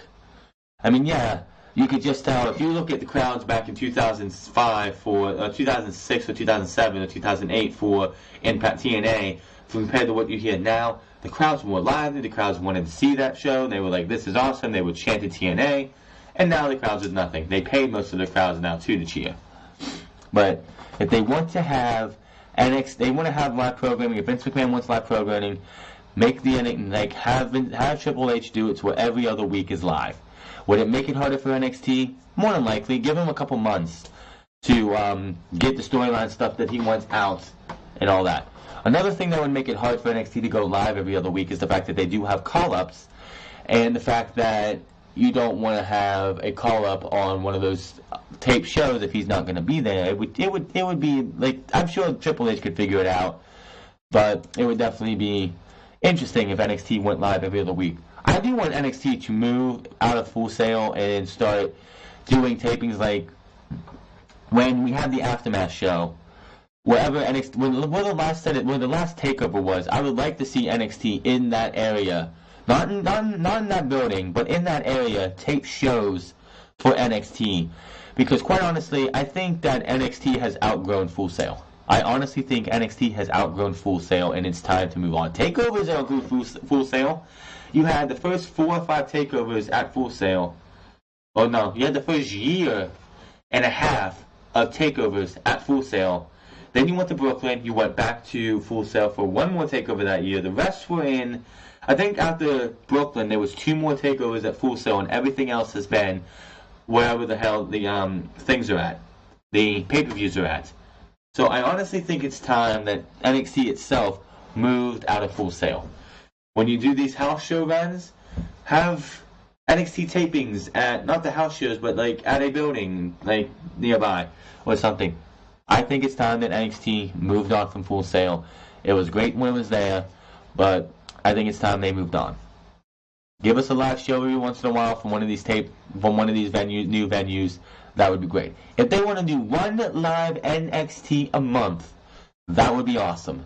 Wherever they go to, like say they go to Chicago or in the building that All In was in, I think it's the Allstate Arena or something like that, and you have the first episode live and everything after that is taped.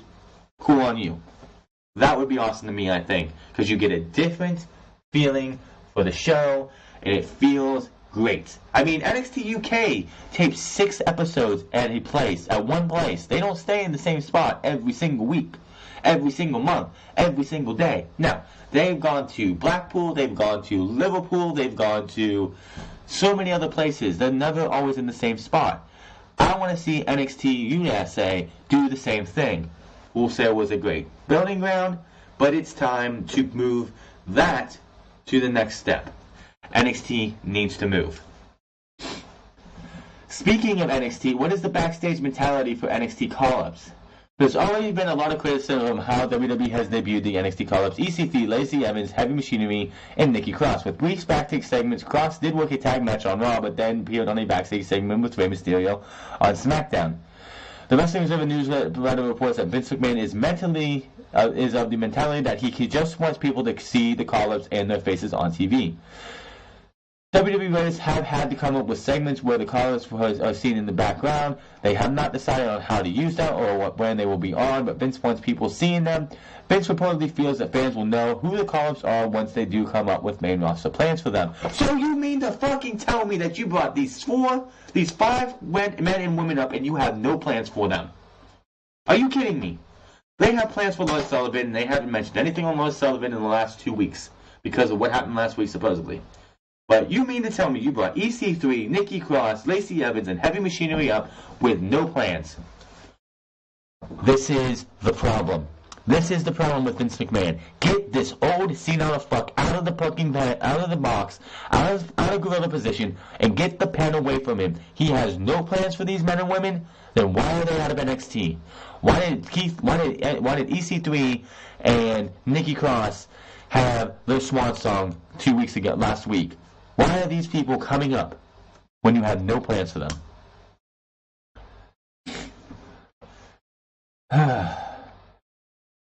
Vince wants people seeing them. Vince reportedly feels that fans will know who the callers are once they do come with main roster plans, believing that most of the WWE fans don't know who they are already. Oh my god, this is just ridiculous. Well, everyone knew who Nikki Cross was, so you're full of shit, Vince. There's no real update on Lars Sullivan's situation, but the company is being very supportive of him. As noted, Lars was scheduled to work dark matches in early January, but he left the show reportedly due to an anxiety attack. That incident puts his plans at WrestleMania 35 match with John Cena up in the air. Lars has reportedly been told that he has the option to return when he is ready. Lars was not mentioned on TV this week, but as noted, the WWE website did tease him for SmackDown, which has been seen encouraging. Now, Lars Sullivan, they have plans for him. I would not want to see Lars Sullivan. If you have plans for Lars Sullivan, out of these 6 individuals, should not be seen till those plans are to happen. Rumor is he's supposed to be in the Royal Rumble and go after John Cena, and that's going to set up the match at WrestleMania. If that's the plan, number 1, you don't see him till the Royal Rumble. Number 2, he's not an official entrant in the Royal Rumble. Number 3, lights go out in the middle of the ring after John Cena's going on a big run. John Cena's on a big run, lights go out, come back on, everybody's down except for John Cena. He's looking around, and behind him is Lars Sullivan. Lars Sullivan then beats down John Cena, tosses him out, beats him down on the outside even more, and then puts him to the announce table as he walks away. And that's that. John Cena comes out the next night. John Cena sits there and goes, whoa, what the hell happened last night? And then you're off running and you have your feud for Lars Sullivan and John Cena as they build towards WrestleMania. If your plan is for Lars Sullivan to attack John Cena at the Royal Rumble, you do not debut him until the Royal Rumble. Period. And that's if he's able to. If the plan is for John Cena and Lars Sullivan in the Royal Rumble, you don't have to debut him till Fastlane. Honestly, you don't. You don't have to debut Lars Sullivan till Fastlane. Why?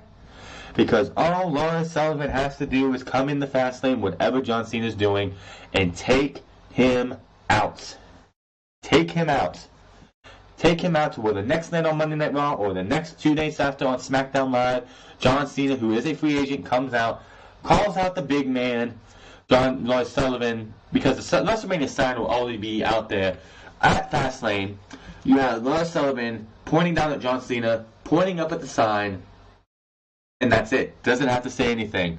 Takes him out with a freak accident, points down to John Cena, points to himself, and then points to the sign. And then John Cena brings it out on Tuesday that Lars Sullivan wants me at WrestleMania.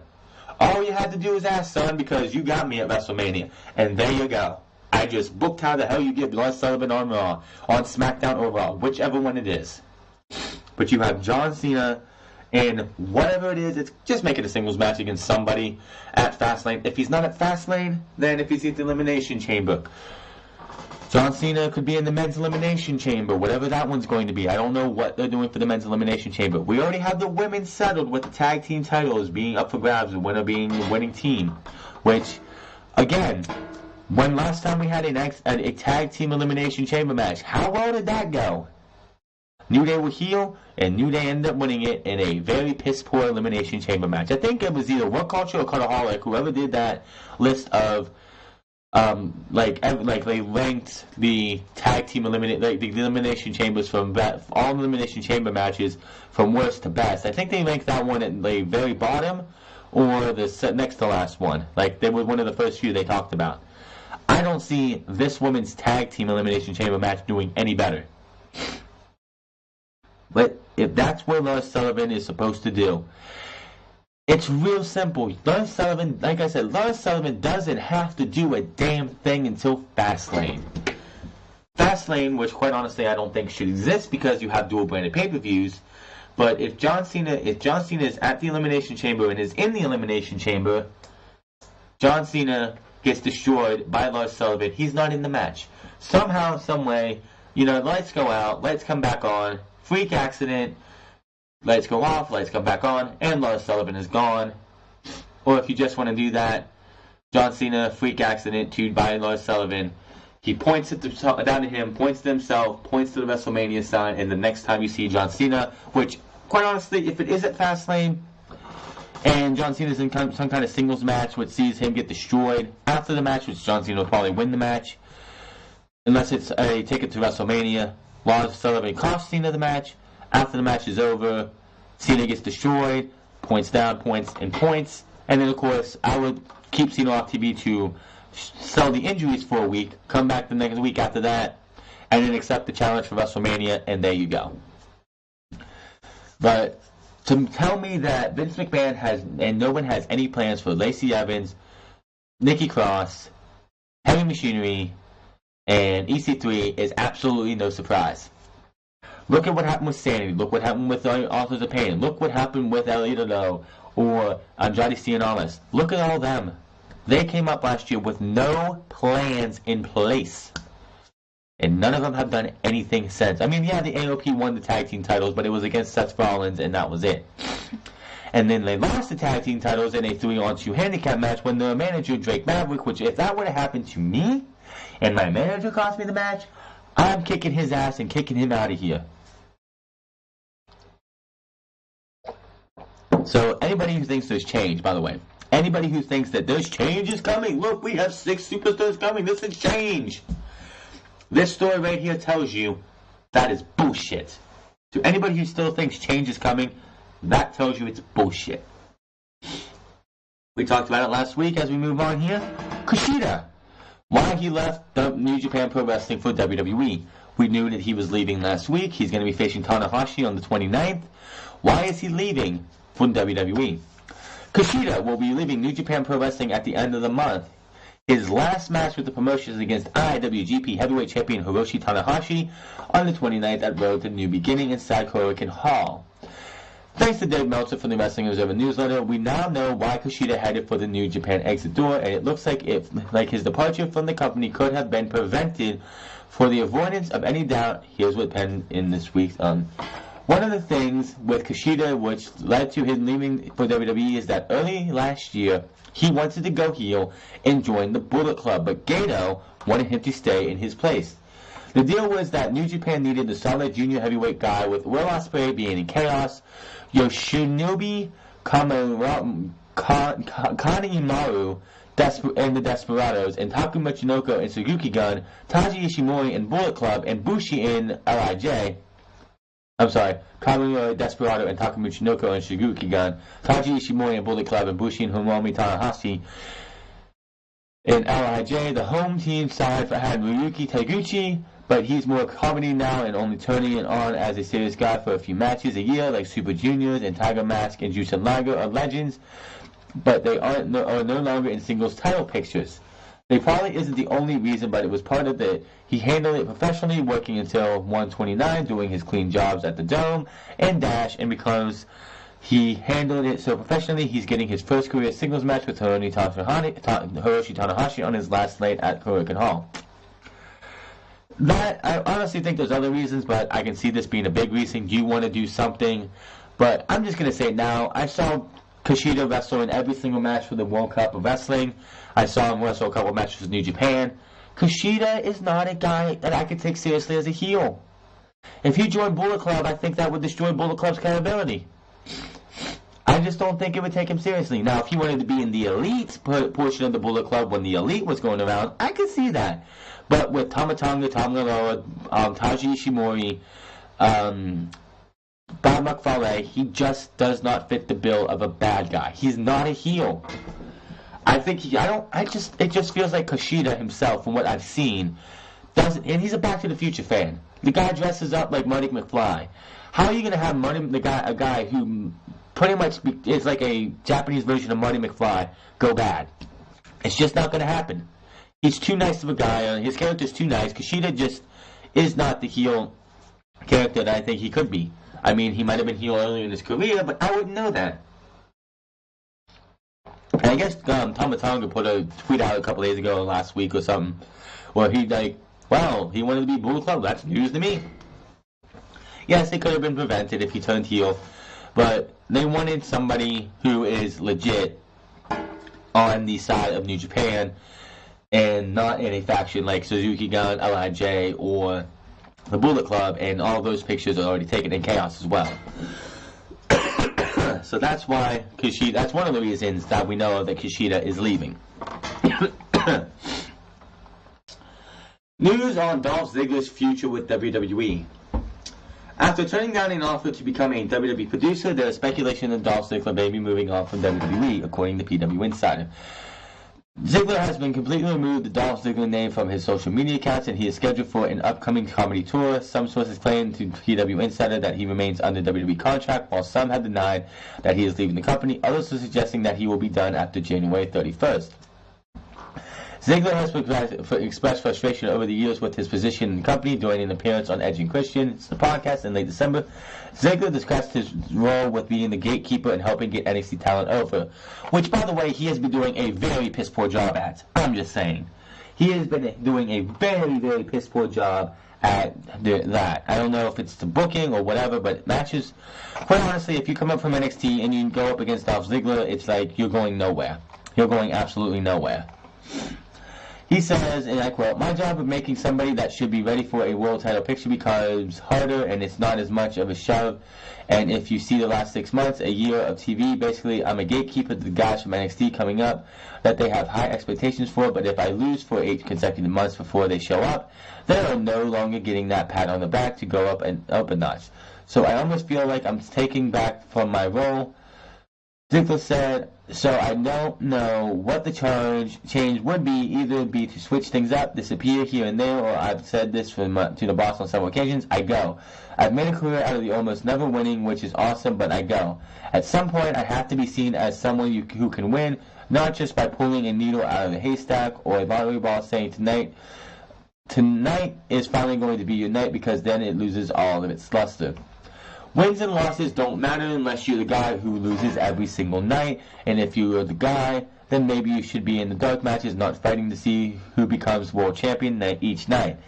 Which, Dolph Ziggler's been in that position a couple times where he's like on a complete losing streak, and just like I believe it was Fastlane last year, he won the United States Championship at Hell in a Cell, I believe it was, relinquished it, came back at the Royal Rumble, and the next thing you know, he's at Fastlane for the WWE Championship.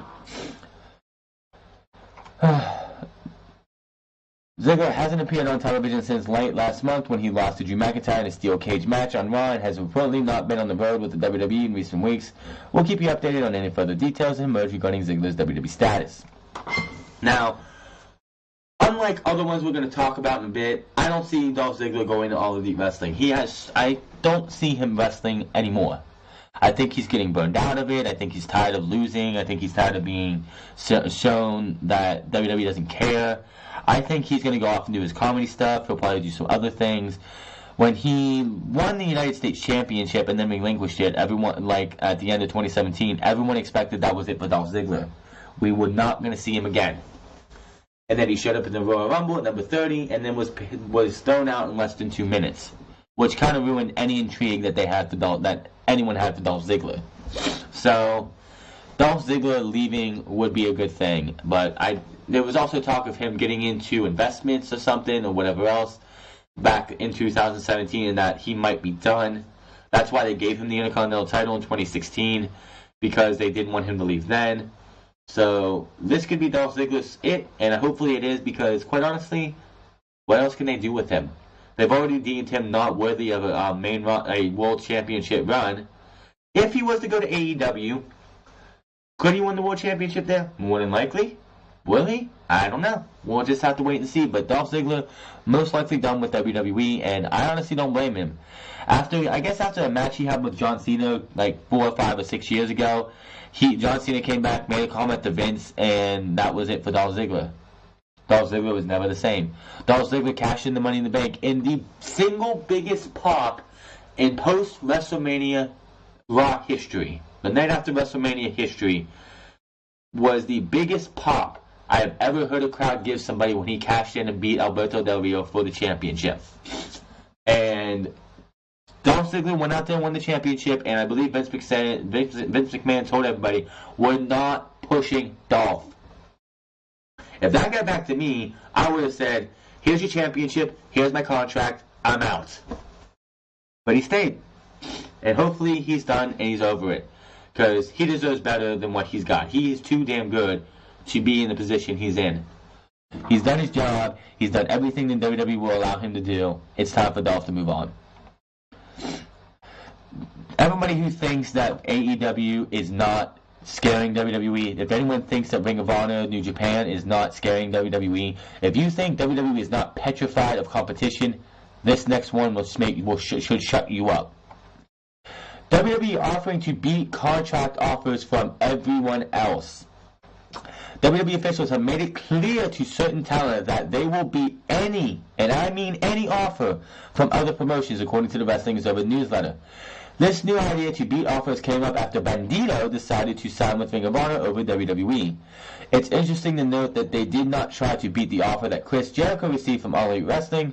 Word is that WWE has told talent if they can show on paper an offer from another promotion, then they will beat it, and even double it on the spot if talent immediately signed with WWE. So basically, if I'm going into a company and say, like, AEW gives me $1 million, and I go, here you go, you're going to beat that, top that, $2 million. Okay. Now, with rumors of so many talent looking to leave WWE or sign with other promotions over WWE, Vince McMahon and other company officials are going very hard right now in trying to avoid the idea that people do want to leave, and the concept that talent can get more money elsewhere if they leave or can benefit from leaving. This is why WWE Universal Champion Brock Lesnar keeps getting better offers to keep him from the UFC, even though WWE would allow a UFC return for the Beast. That's why they have started to push some talent who haven't been happy, because there are viable options for them to leave. That's the thing right there. Let me read that again. Why they have started to push some talent who had been unhappy, because there are viable options for them to leave. Anybody who says that WWE is not scared of competition, again, they have started to push some talent who had been unhappy because there are viable options for them to leave. So anybody who sits there and says Vince McMahon is not scared of competition, shut the fuck up, you stupid fucks.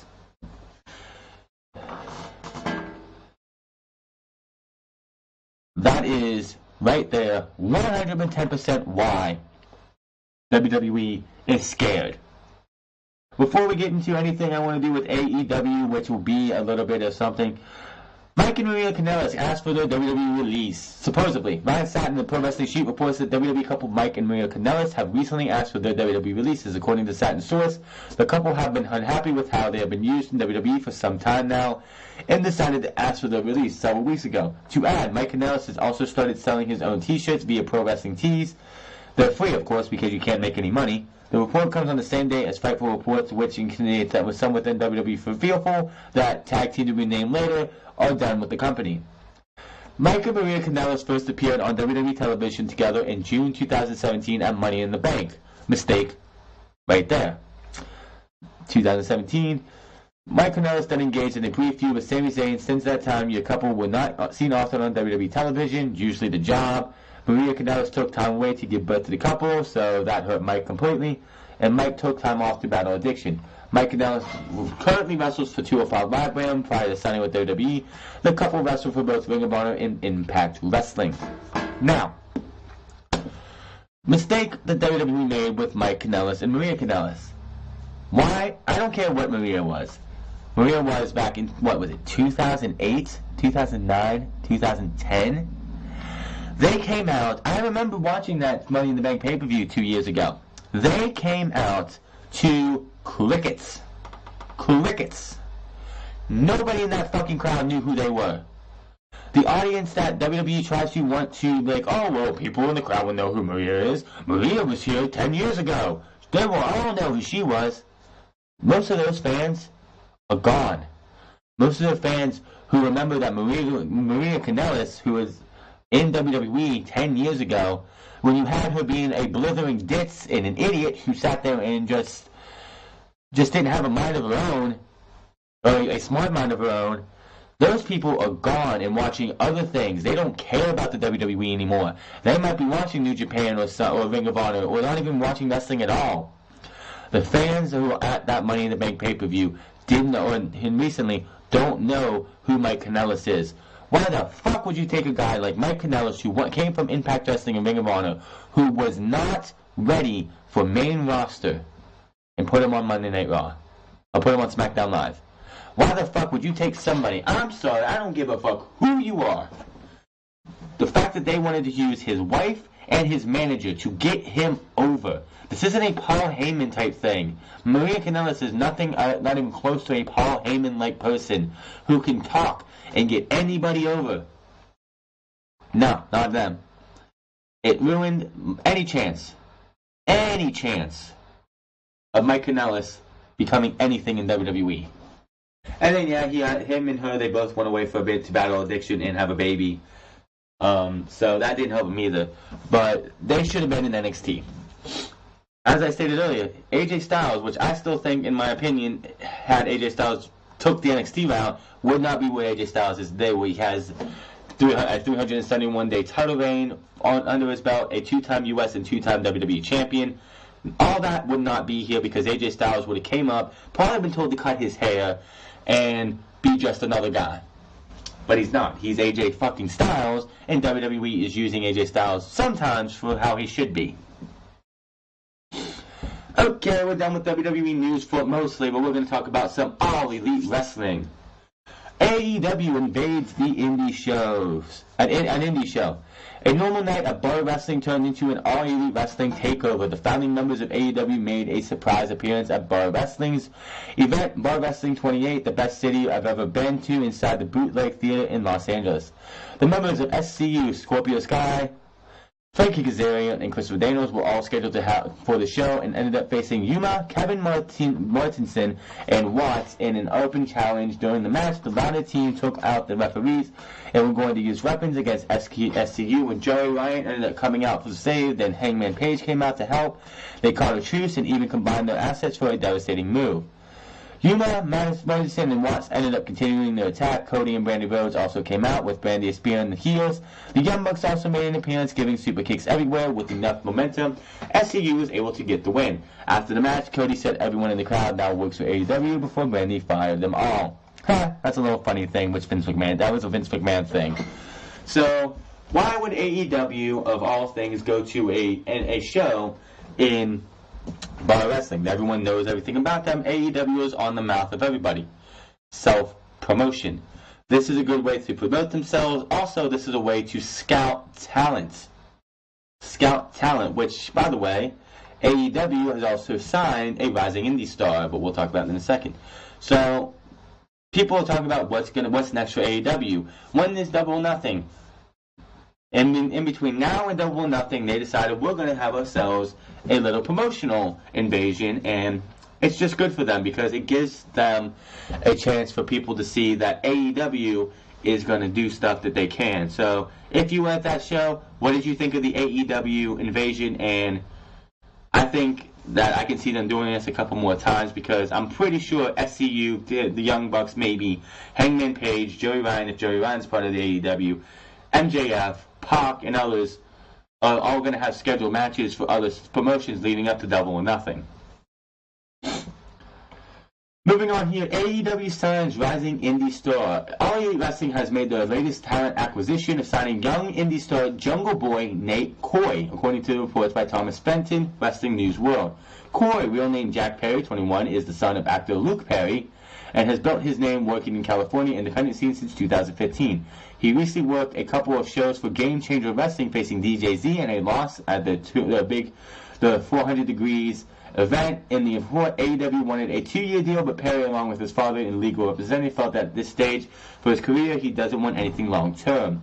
All Elite Wrestling has been working to building their roster since their launch, signing likes of Pac, Chris Jericho, and Joey Janela. I like this 110%. 110%. Why? Because I have no idea who Jungle Boy Nate Coy is. Jack Perry is his real name, but I've never seen anything about him. I've never heard anything about him. This is great. This is what I want to see AEW do. Yes, you have the names, the Cody Rhodes, the Young Bucks, the Chris Jerichos, the Pacs, and all that. Those guys, we already know what they can do. Especially if they get the main TV deal like a TBS or TNT or Viacom or whatever, this guy is going to be on the biggest stage he has ever been and be able to be shown off to show us what he can do. So this is going to be great for guys like that, and I want to see more names that I've never heard of. 2 years ago, in the summer of 2016, 3 years ago I should say now, What Culture Wrestling, or What Culture themselves, started a wrestling promotion called What Culture Pro Wrestling, which is now known as Defiant Wrestling. And I didn't know Joe Hendry, Killian Dane, which was Big Damo, Primate, Rampage, Martin Kirby, and so many others. Prince Amin, Bea Priestley. I knew Will Ospreay, but I never really got to see him wrestle. So many other names. I did not know any of them.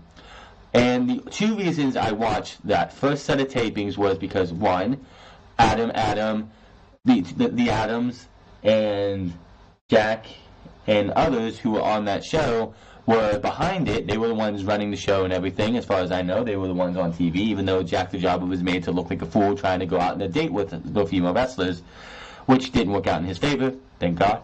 But I didn't know any of these wrestlers. I didn't know any of them until Adam Pacitti said, for that first set of tapings and leading up to Built to Destroy, they got Jay Lethal. I'm a Jay Lethal fan. I love me some Jay Lethal. I loved him in Impact Wrestling TNA. He was one of my favorites there. I love the Black Machismo gimmick. I love that. I loved it at All In this past year when he brought that back with Leaping Lanny Poffo. But I like Jay Lethal's work. I like what he can do. He had an excellent match on those first set of tapings with Lil Dar. His who did he face off against at Built to Destroy? I can't remember, but he had some great matches, and that's what you need to see. You need to see the names that say the names that people know, but you need to also see names that nobody else knows. You come for a new a new promotion or indie promotion, like Defiant Wrestling is now, like AEW is going to be.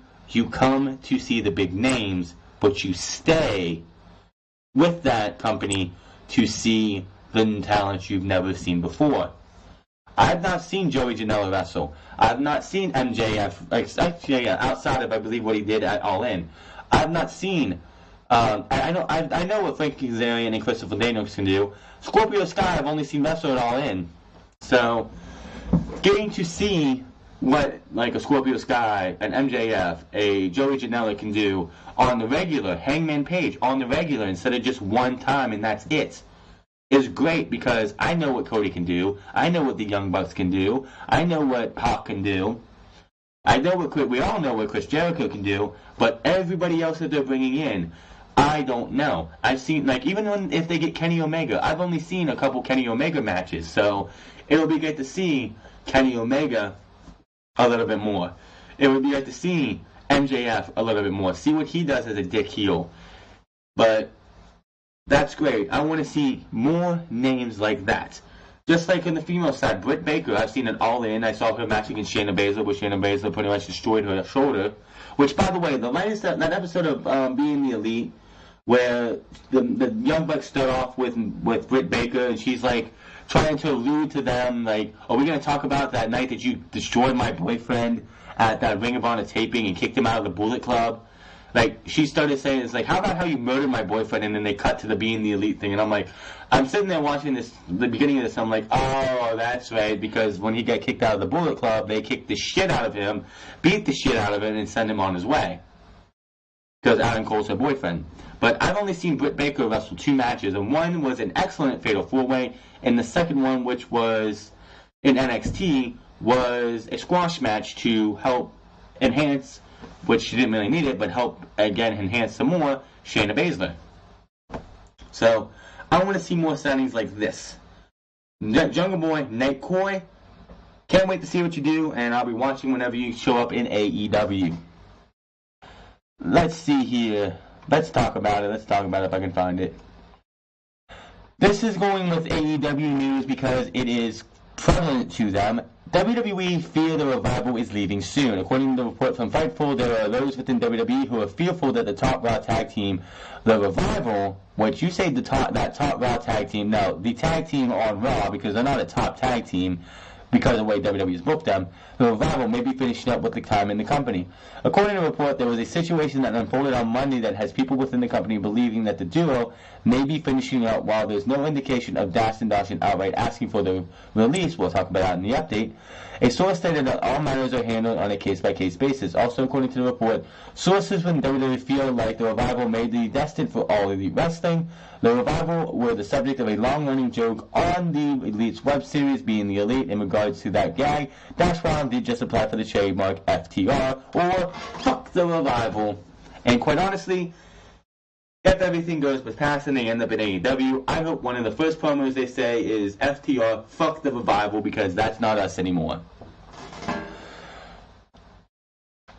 Wait a minute, I had them update, didn't I? I thought I had this update. There was an update that said that they did actually ask for the Revival. They did ask for their release immediately after beating the Lucha House Party. As soon as the Lucha House Party was over, as soon as that match was over, they walked to the back and they wanted their release. And why shouldn't they?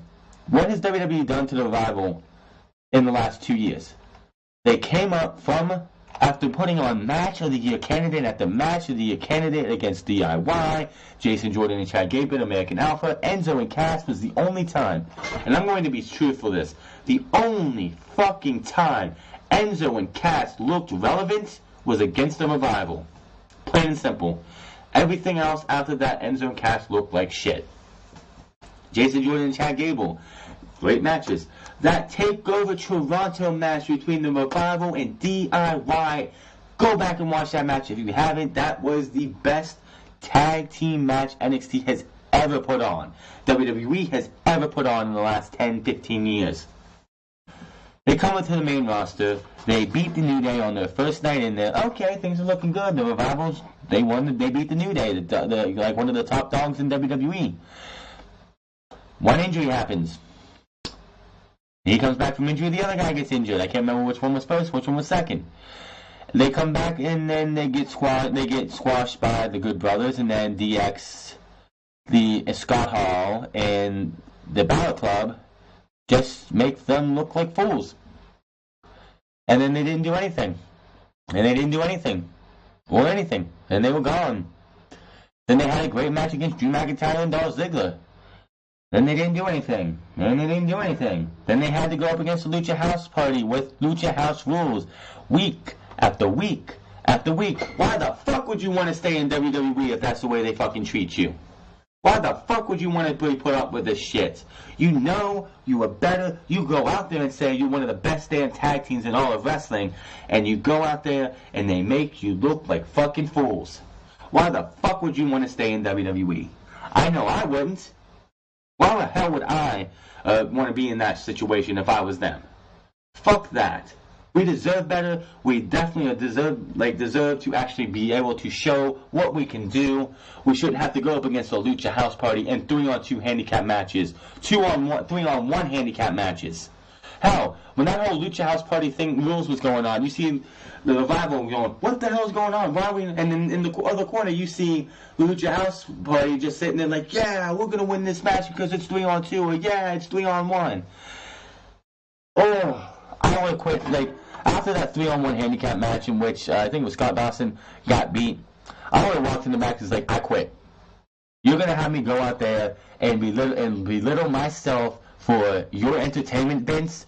Fuck this job. Here's your fucking contract. Get the fuck out of my life. And I would have left.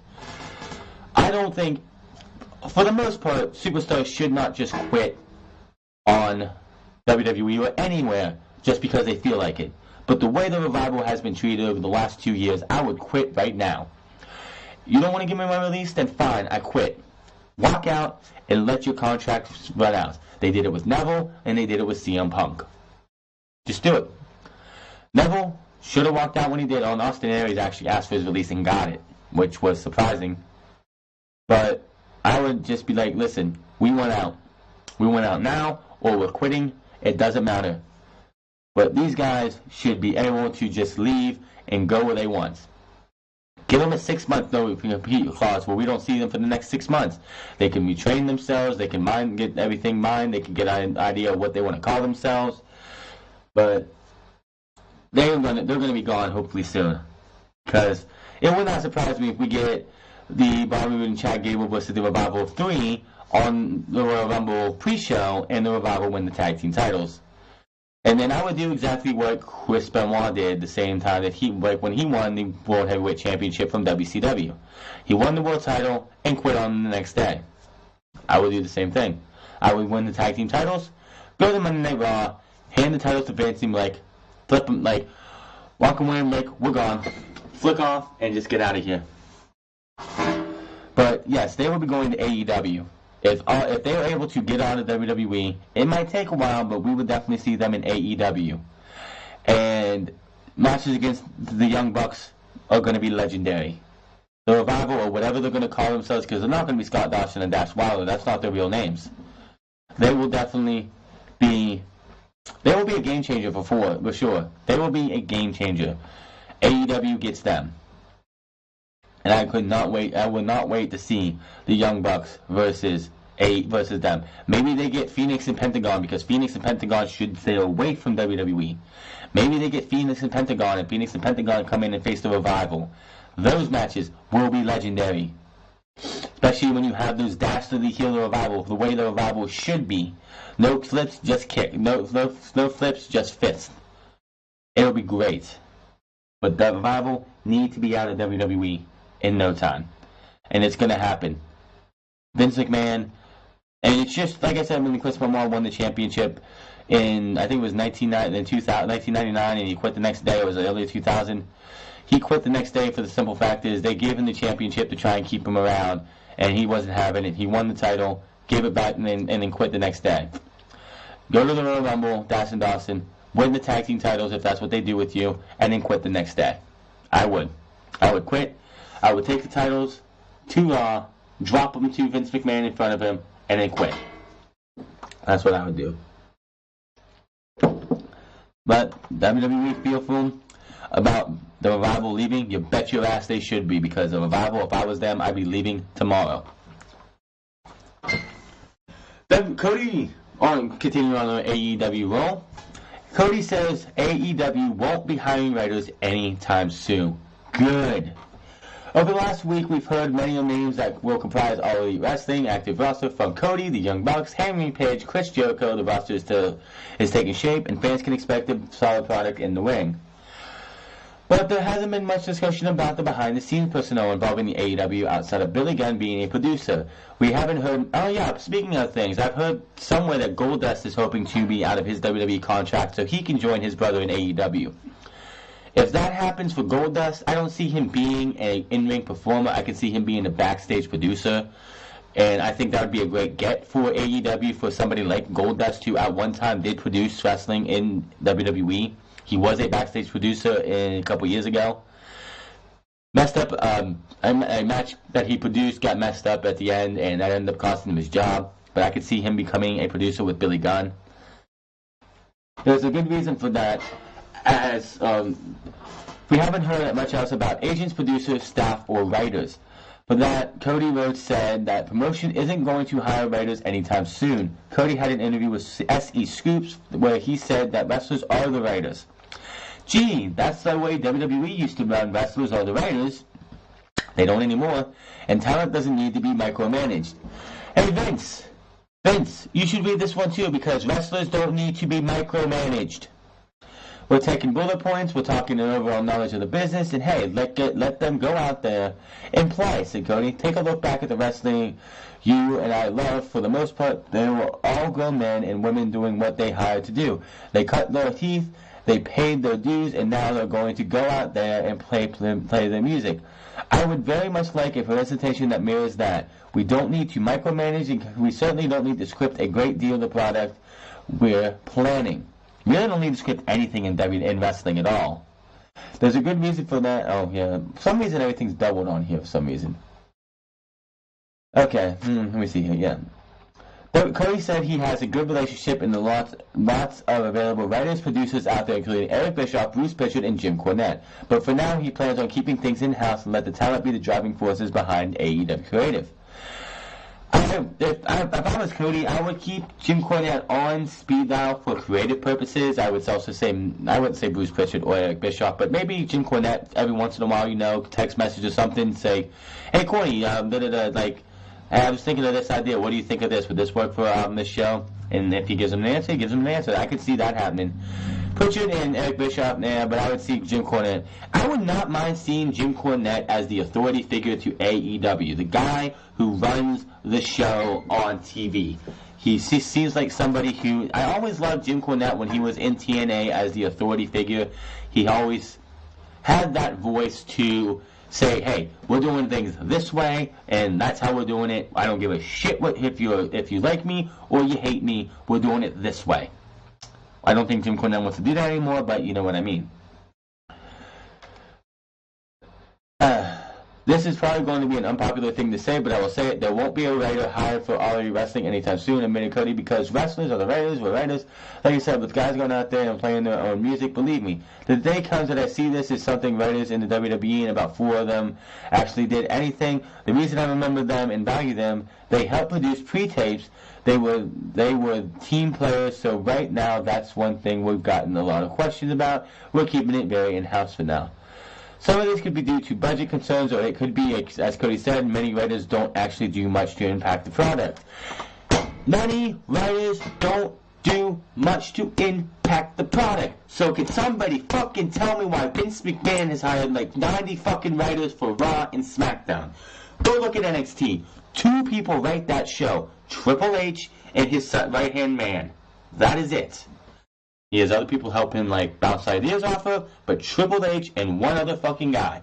Why the fuck do we have, like, 90 fucking writers for Raw and SmackDown? You don't need more. Okay, you have 3 hours of Raw. You should have 2 writers, or 2 or 3 writers per hour. You don't need fucking 90 writers. You need 3 fucking people. You have 3 people on the first hour. Think of everything that goes from 8 to 9. You have another 3 people. 9 to 10. Another 3 people. 10 to 11. That's all you need. 9 would be fine, I guess, but you don't need 60 fucking writers or how many they have.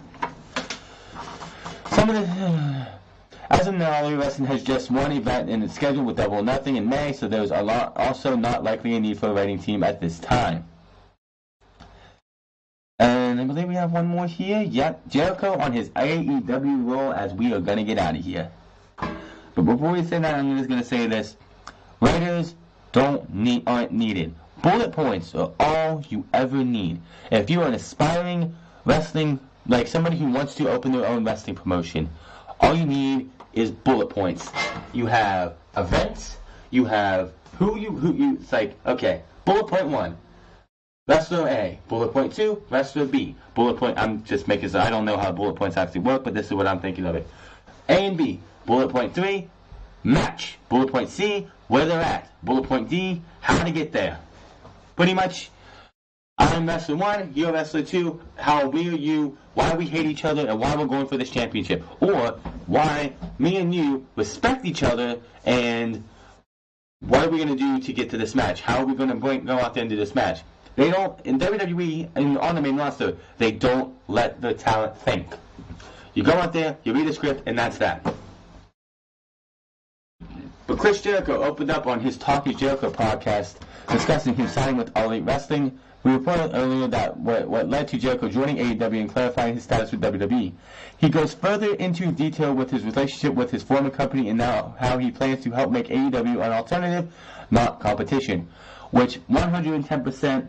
If AEW was to go into this and just be like, we're going to compete with WWE, we're going to kick their ass, they're gone in 5 weeks. They're gone in 5 months. This is what killed WCW majorly, is that instead of focusing on the alternative to WWE, which they were both times, like when they first started off with the NWO, they were an alternative. And then when standards and practices came in, they were an alternative to WWE in a bad way. But when they first started doing everything right, and they were the alternative to WWE, that was where they needed to stay, with an alternative. Until, of course, they needed to be competition. How AEW can compete with WWE? Be an alternative. Do not try to be WWE at all. This is what killed TNA when Dixie Carter was like, how do we compete with WWE? I know, let's do everything WWE does, only light. And it killed TNA, and Impact Wrestling has never been the same. He says, I love the WWE, I respect the WWE, they go through ups and downs creatively and stylistically and character-wise, but it's the WWE, it's the biggest wrestling company in the world, you're not going to beat it anytime soon. I cannot say you won't ever beat it, but anytime soon, no. But we don't want to beat the WWE, we're not planning on that, that's not the mindset of AEW. The mindset is to provide an option, an alternative for wrestling fans, something that you haven't seen before or something that you haven't seen in a while. Now, when he says they're not planning on beating WWE, that's what you don't do. If you're an alternative and you show how do you be an alternative to WWE? NXT is an alternative to main roster. It really is. NXT is an alternative. Storylines that matter, characters that matter, matches that actually matter, wrestlers that actually matter. Good matches, quality wrestling. Not now. Even New Japan, Ring of Honor, and anywhere else, you're not going to have a home run from top to bottom. You might have a great opener, a great co-main events, and everything else in between is going to be a down period. It's just the way of life. That's just the way of wrestling. You could start off hot, and then you have that down period to where everything just feels like we're still recovering from that first match. It's just how it's going to be. But if they have 6 matches and 4 of them are excellent, you got yourself an alternative to WWE, because if we can go to the Royal Rumble and the WWE Championship, the Universal Championship, the Women's Championship matches are shit, and the Royal Rumble matches are all we got. That's great. I'm not saying that's going to happen at this year's Royal Rumble, but I'm just putting it out there. Or we go to TakeOver Phoenix. Or we go to this past week's TakeOver, in which the tag team title match was excellent. It wasn't the best match in the world. It felt like it went a little too long, but it was an excellent match still. And then minus the botches at the end of the NXT UK Championship match, everything in between just felt like it was either too short or not long enough, and it just felt like they were just lull periods. But it was still not a bad show. The wrestling in the matches was good to great, but it just felt like the 2 non-title matches were just there, even though Finn Balor's Jordan Devlin was great, and I liked Dave Mastiff versus Eddie Dennis. I thought that was a good match. But those matches, and from start to finish, it was like you had this hard opener on this 5-match show, and the next 2 matches, the 2 non-title matches, you knew were not going to be able to compare to what you saw. And the Wrestling Observer just came out with the star ratings on that show, and the first match got a 4.25 or a 4.5 or something like that, and nothing else cracked a 4. And it's just like you have excellent, good, and then excellent. And it's not a bad thing as long as the wrestling is good. As long as AEW doesn't have good, what the hell, good, okay, they'll be fine. The way you beat WWE is you be alternative. You don't be WWE Light, you be something else. That's all it takes to it. If we go into Double or Nothing and it blows everything that we see in May out of the water, from New Japan to Ring of Honor to WWE itself, they're already off to a good start. When Tuesday Night Dynamite, wherever it's going to be at, because that's definitely they're going to be their TV show, and I still don't like that name, Tuesday Night Dynamite, but it is what it is. But if Tuesday Night Dynamite becomes their TV show and they go on it and they have great shows, the storylines make sense, the characters are compelling, they don't insult your intelligence, they give you something worth watching, they're already winning. They're already being better than WWE. And then, one matter is, the ratings come in. If the ratings come in and they're creepy. They're not going to beat WWE's ratings immediately, most likely. I could be wrong. Like, that first episode might beat Raw and SmackDown just because it's the first episode. But it's everything after that. When it comes to whenever this Tuesday Night Dynamite starts, the first episode, I honestly think the first episode is going to be like I'm going to go back to it again, but in 2001 when the XFL first came out, the very first game that they did was like a ratings juggernaut. It was like, it had ratings through the roof. And then everyone realized that it was a half-baked football league, and the ratings declined. So, if you want to compare Tuesday Night Dynamite whenever it starts to Raw and SmackDown, you do not count the first episode. Because that first episode, everybody who has TBS, TNT, or wherever they're going to be at, which I'm hoping it's TBS or TNT, even though it's most likely going to be TBS because of NBA, and the NBA is on there from October till November, October till like April, or not, I'm sorry, October till like June. So I honestly think that we're going to see Tuesday Night Dynamite be on TBS, because I don't think Turner is going to be like, well, we got this NBA on here. You guys want to do weekly? Yeah, we're gonna have to. I can see them doing Tuesday Night Dynamite on TBS, because TBS really doesn't have anything going for it on Tuesdays. Now, like if a NBA game goes a little bit too long, they could always shoot it. They usually put it on NBA TV or TBS. But if Tuesday Night Dynamite's there, they'll just shove it over to NBA TV or True TV. So, if Tuesday Night Dynamite, which I also heard that it might not be prime time, which I don't make that makes no sense. AEW to survive, to be viable, it's got to be prime time. It don't matter if it's taped, it don't matter if it's live. It has to be prime time. So that's between 8 to 11. But if they get that time and they go and they have knockout of the park, knockout of the park, knockout of the park, and every single week for that first month is just knock out of the park wrestling. These storylines make sense. You're not instilling no intelligence. There's very little plot holes, because plot holes happen no matter what. Then, and you're an alternative, you have good wrestling, you have compelling characters, and everything makes sense. Well, mostly everything makes sense, because there's going to be things in professional wrestling, whether you have good TV or not, that's not going to make sense.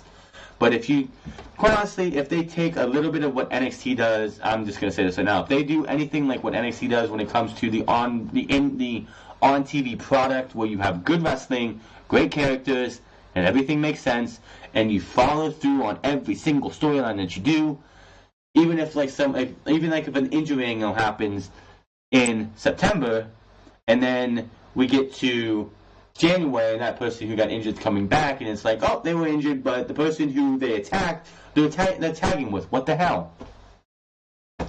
They'll already be winning. You don't beat WWE by competing with them. You beat WWE by being different. That's what you do to make WWE. That's what you do to beat WWE. Jericho would also discuss an idea of Vince McMahon about a champion versus champion match. This was actually discussed about a couple people. I think I overshot this one back when it happened.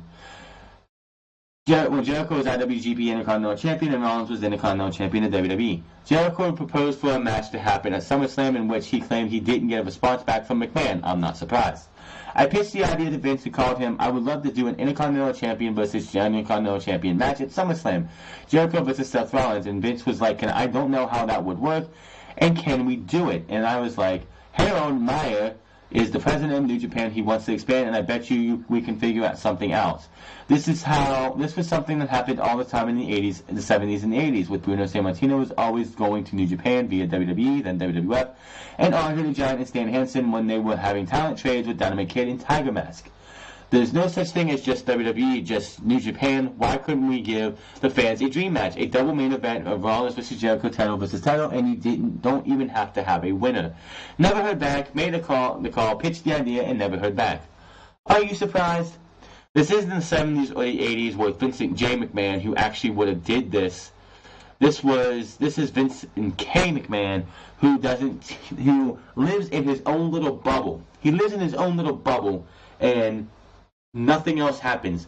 And the fact that the AEW needle is coming to pop that bubble, Vince McMahon is doing everything he can to shut everybody out.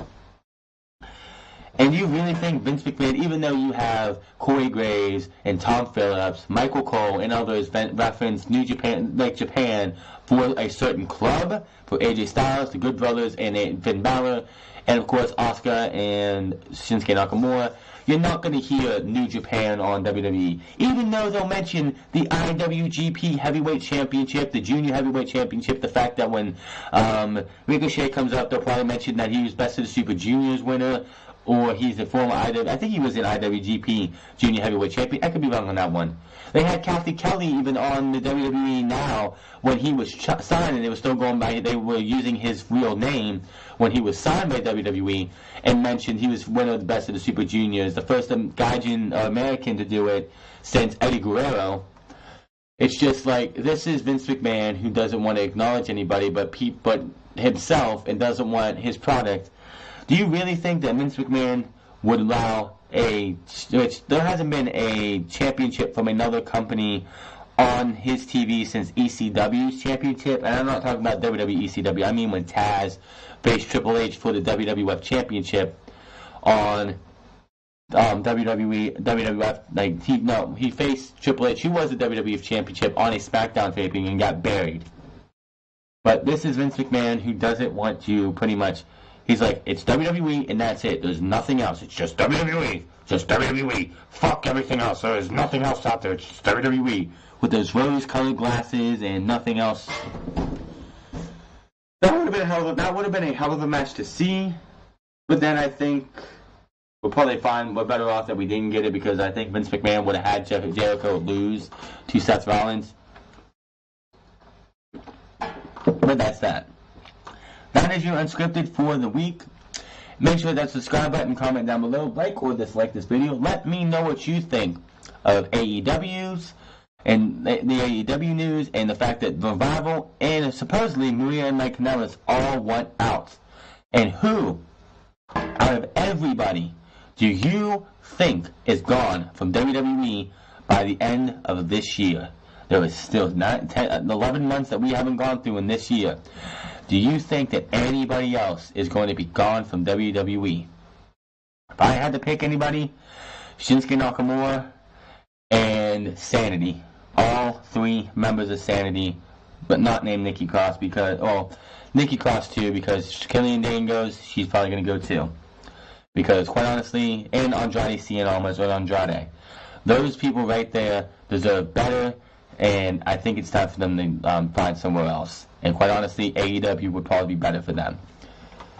But that is going to be all. Follow me on Twitter at The Franz. Follow me on twitch.tv/TheFranz08. I will see you guys here to Monday for Monday Night Raw as we get closer to the Go Home Show we get to the Go Home Show for Royal Rumble and NXT TakeOver Phoenix this week, as well as preview predictions for NXT TakeOver Phoenix and the Royal Rumble. Just predictions. I'm not doing a preview. Just the predictions for both of those shows.